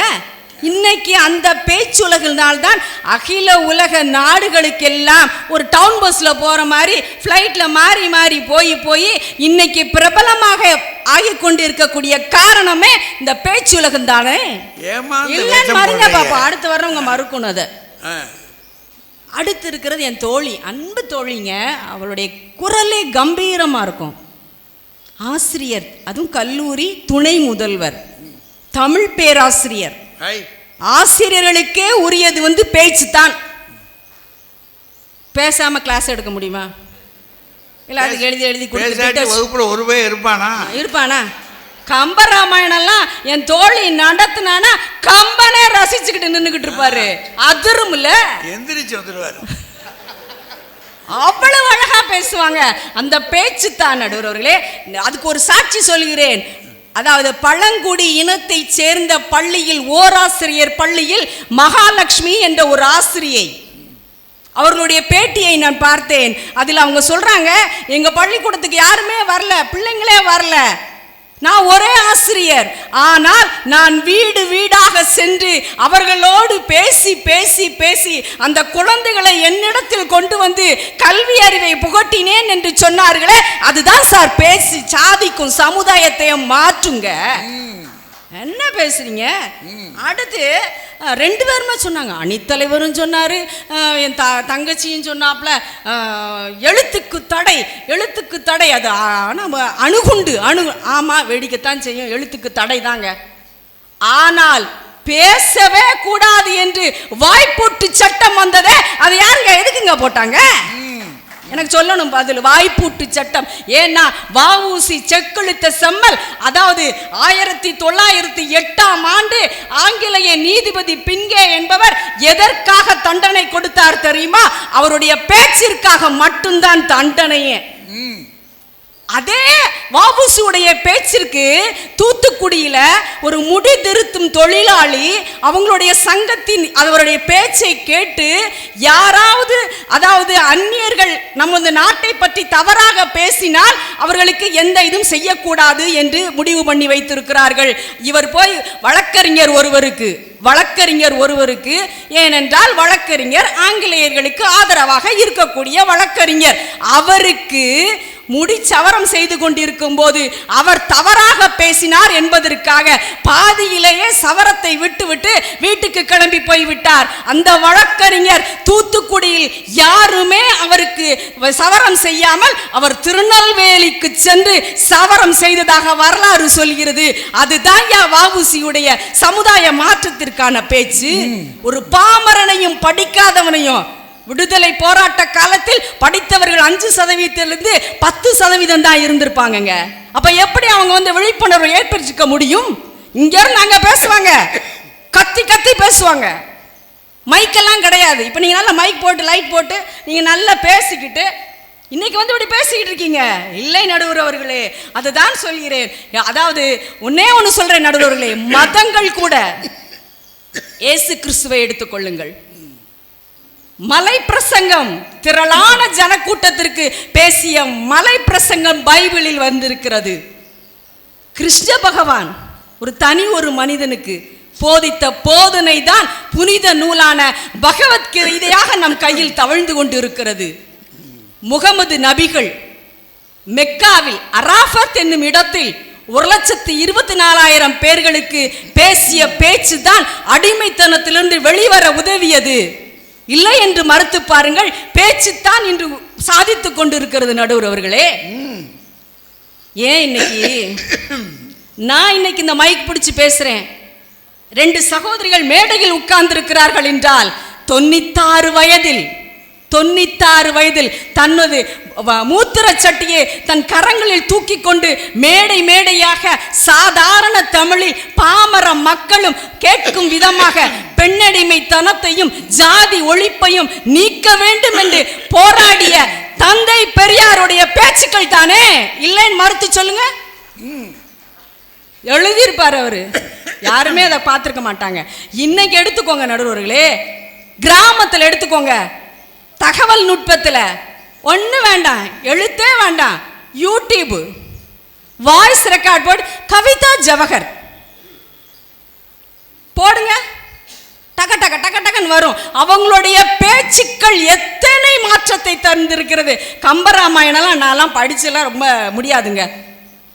ஆனா கம்பராமாயணம் சொற்பொழிவை யூடியூப்ல ராஜா அண்ணன் பேசுறது, ரேவதி சுப்புலட்சுமி பேசுறது, ராஜகுமார் சார் பேசுறது, ராஜா அண்ணன் பேசுறது எல்லாத்தையும் கேட்டுக்கிட்டே இருக்கலாம்ல.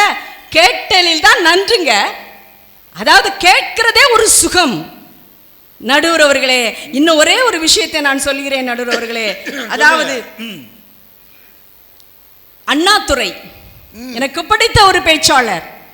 அண்ணாதுரை 10:30 மணிக்கு ஒரு கிராமத்திற்கு பேச செல்கிறார். எதுக்காக அவர் பேசினாரு? சமுதாய மாற்றத்திற்காக. சொல்லுங்க தாயி. சமுதாய மாற்றத்திற்காக. குட்டை மனிதர் வெள்ளை வேட்டி கட்டி, அது கூட இருக்காது, அழுக்கு வேட்டி கட்டி இருப்பாருங்க. அவர் பேசுறதுக்காக காத்து கிடக்கக்கூடிய தொண்டர்கள் எத்தனை பேர். அவர் போய் 10:30 மணிக்கு போறாரு. கூட்டெல்லாம் தூங்கி உறங்கிக்கிட்டு இருக்கு, ஆனா வீட்டுக்கு போகல, படுத்திருக்காங்க அங்கங்க. அவர் போன உடனே மைக்க பிடிக்கிறாரு. நேரமோ 10:30, மாதமோ சித்திரை, ஜனங்களுக்கோ நித்திரை, நான் பேச்சில் பதிப்பேன் முத்திரைன்னு சொன்ன அடுத்த செகண்ட் அத்தனை தொண்டர்களும் எந்திரிச்சு கைதட்டுனாங்க பாருங்க. அதுதான் சார் பேச்சாற்றல், அதுதான் பேச்சாற்றல். எத்தனை பேரை அவருடைய பேச்சிற்காக காத்து கிடந்தார்களே, அவர்கள் எல்லாம் வாசிப்பாளர்களா? இல்லவே இல்லை. அவர்கள் எல்லாம் கேட்டலில் சிறந்தவர்கள் நடுவர் அவர்களே. அவரை பின்பற்றி வந்த கலைஞர் அதை விட நாக்கூர்மையானவர். அவரிடம் ஒருத்தர் கலைஞர்கிட்ட கேட்கிறாங்க, உங்களுக்கு 2 நா, 1 சென்னா இன்னொன்னு பேனான்னு சொல்றாங்க. அதுக்கு கலைஞர் பதில் அளிக்கிறாரு, எனக்கு 2 நா இல்ல 3 நா, 1 சென்னா 2 பேனா 3வது அண்ணா என்று சொன்னாரே. அதுதான் சார் பேச்சாற்றல், அதுதான் பேச்சாற்றல் நடுவர்களே. இப்போ இதை நான் முடிக்கிறேன். ஒரே ஒரு எனக்கு கவிதா சொன்னாங்க. அதாவது புத்தக திருவிழாவில், ஐயா புத்தக திருவிழாலாம் கிடையாது, எங்கனாலும் நான் உங்க காலில் விழுவேயா, எங்கனாலும் உங்க காலில் நான் விழுவேன். ரஜினி விழுந்தாரு அப்படின்னாங்க. ரஜினி என்னங்க, இந்த உலகமே உங்க காலில் விழுந்திருக்கோம். நீங்க 15க்கு மேற்பட்ட நூல்கள் எழுதியிருக்கிறீர்கள், எழுத்துலைகள், நீங்கள் ஒரு ஜாம்பவான். ஆனால் ஆனால் 2022ஆம் ஆண்டு பத்மஸ்ரீ என்ற ஒரு விருது உங்களுக்கு கிடைத்தது. அது எதற்காக கிடைத்தது? 50 ஆண்டு காலம் இந்த சமுதாயத்தில் தங்களுடைய பேச்சால் நீங்கள் வெற்றி வாகை சூடிக்கொண்டிருக்கிறீர்களே, அதற்காகத்தான் கிடைத்தது என்று சொல்லி வாய்ப்பளித்த அனைத்து நல்ல உள்ளங்களுக்கும் நன்றி கூறி விடைபெறுகிறேன். நன்றி, வணக்கம். எனக்கு எதுக்காக கிடைச்சின்றதை நான் விளக்கிடுறேன். ஏன்னா இதை எடுத்து வச்சுக்கிட்டேன்னா நான் தீர்ப்பு சொல்கிறதுக்கு கொஞ்சம் இடிக்கும். அதனால் இதை சொல்லித்தான் அவங்க தீர்ப்பு வாங்குறாங்க போல இருக்குன்ற நினச்சிடக்கூடாது. அது ஒரு உத்வேகத்தில் பேசியிருக்காது. அது எனக்கு எதுக்காக கொடுத்தாங்கன்றது இன்ன வரைக்கும் தெரியல எனக்கு. அதனால் நான் அதை பதனமாக வீட்டில் ஒரு மூலையில் வச்சுருக்கிறேன். அதனால் எனக்கு மக்கள் கொடுத்த விருது தான் பெருசு, இந்த விருது தான் பெருசு. சரி, எல்லாம் 2 கட்சியும் இது வரைக்கும் பேசியிருக்கு. ஆனால் எனக்கு என்னவோ ஒரு இடம் இடிக்குது. பேசுகிறாங்க, நல்லா எழுத்தா பேச்சான்னு போய்கிட்டு இருக்கு. சமுதாய மாற்றத்தை இன்று போட்டிருக்கு பார்த்தீங்களா, அதை இன்னும் நெருங்கலை. இவங்க எங்கேயோ ஒளிஞ்சிக்கிட்டு தெரியுறாங்க. எனக்கு அதுதான் அங்கே தான் ஒரு நெருடல் இருக்குது. சமுதாய மாற்றம் இல்லை போட்டிருக்கு தலைப்பு, அங்கெல்லாம் போகணும். அதுக்கு ஏன் பேசுறதுக்கு பயப்படுறாங்க? கொஞ்சம் நம்ம வக்கீலம்மா பேசுனாங்க, கொஞ்சம் அப்படி இறங்கி வந்தாங்க. அப்புறம் அவங்களும் பிரச்சனை ஆகிட்டாங்க.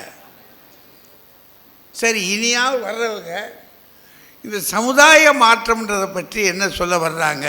ஏன்னா அரசியல் மாற்றம் இருக்குது, பொருளாதார மாற்றம் இருக்குது, பொலிட்டிக்கல் சேஞ்சு, எக்கனாமிக்கல் சேஞ்சு, இது சோசியல் சேஞ்சு. சமுதாய மாற்றம்ன்றது தனி, அதை பற்றி பேசணும். அது என்ன மாற்றம், என்ன விவகாரம் அப்படின்னு சொல்லணுமே. அதை சொல்லுங்க அப்படின்னு யார், நம்ம ரேவதி அம்மாவை வாங்க, அதை சொன்னத்தனமா காத்து கிடக்குச்சேனா.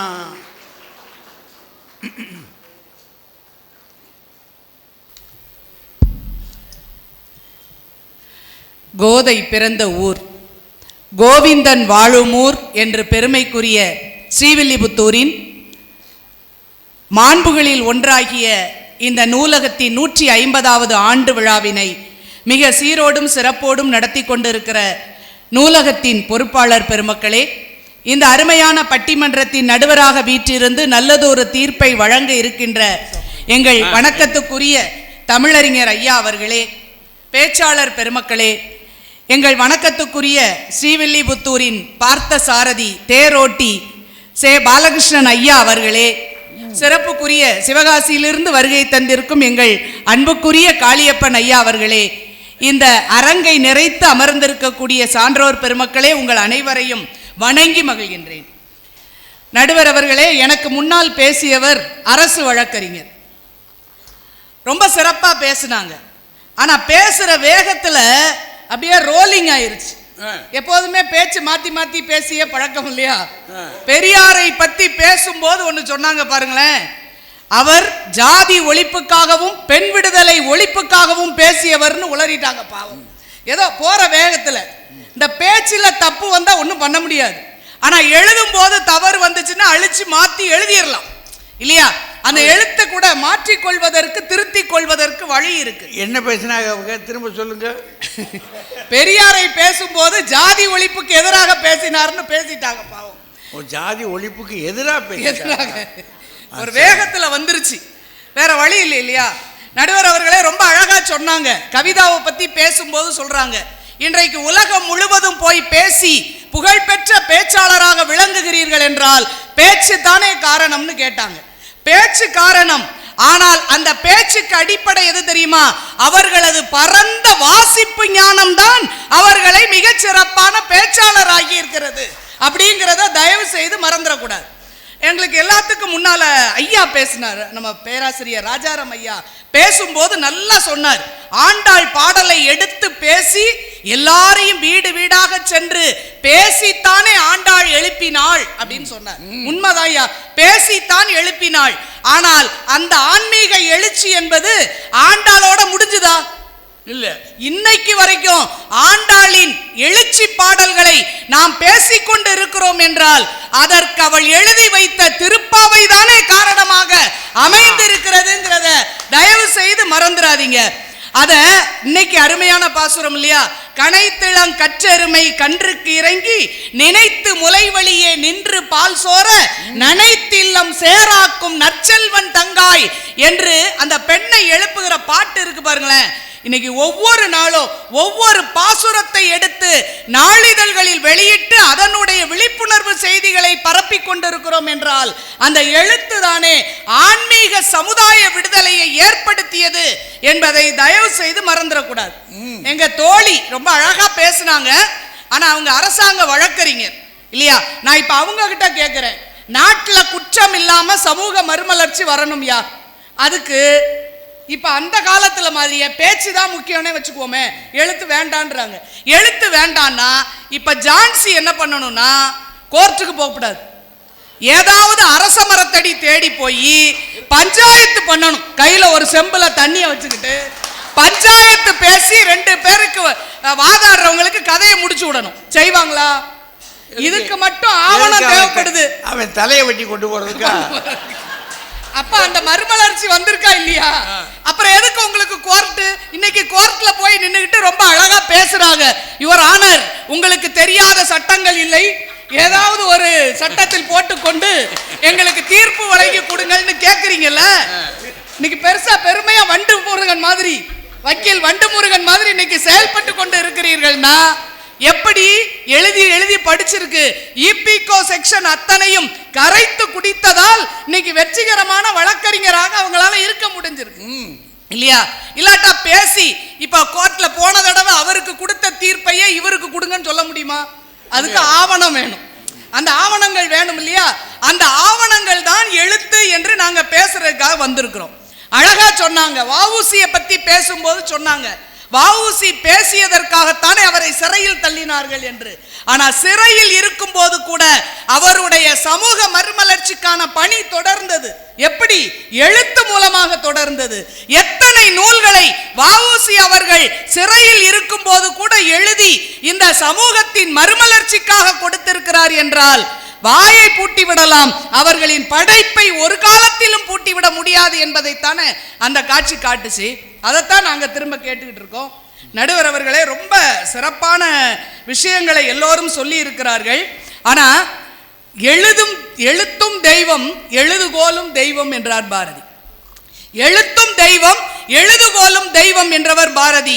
அதனால தான் இன்னைக்கு அவங்க பேசும்போது எல்லா பேச்சுக்களும் எல்லா மதங்களும் வளர்வதற்கு பேச்சு காரணமாக இருந்ததேன்னு சொன்னாங்க. பகவத்கீதை பைபிள் எல்லாம் வந்ததுக்கு காரணம்னு சொன்னாங்க.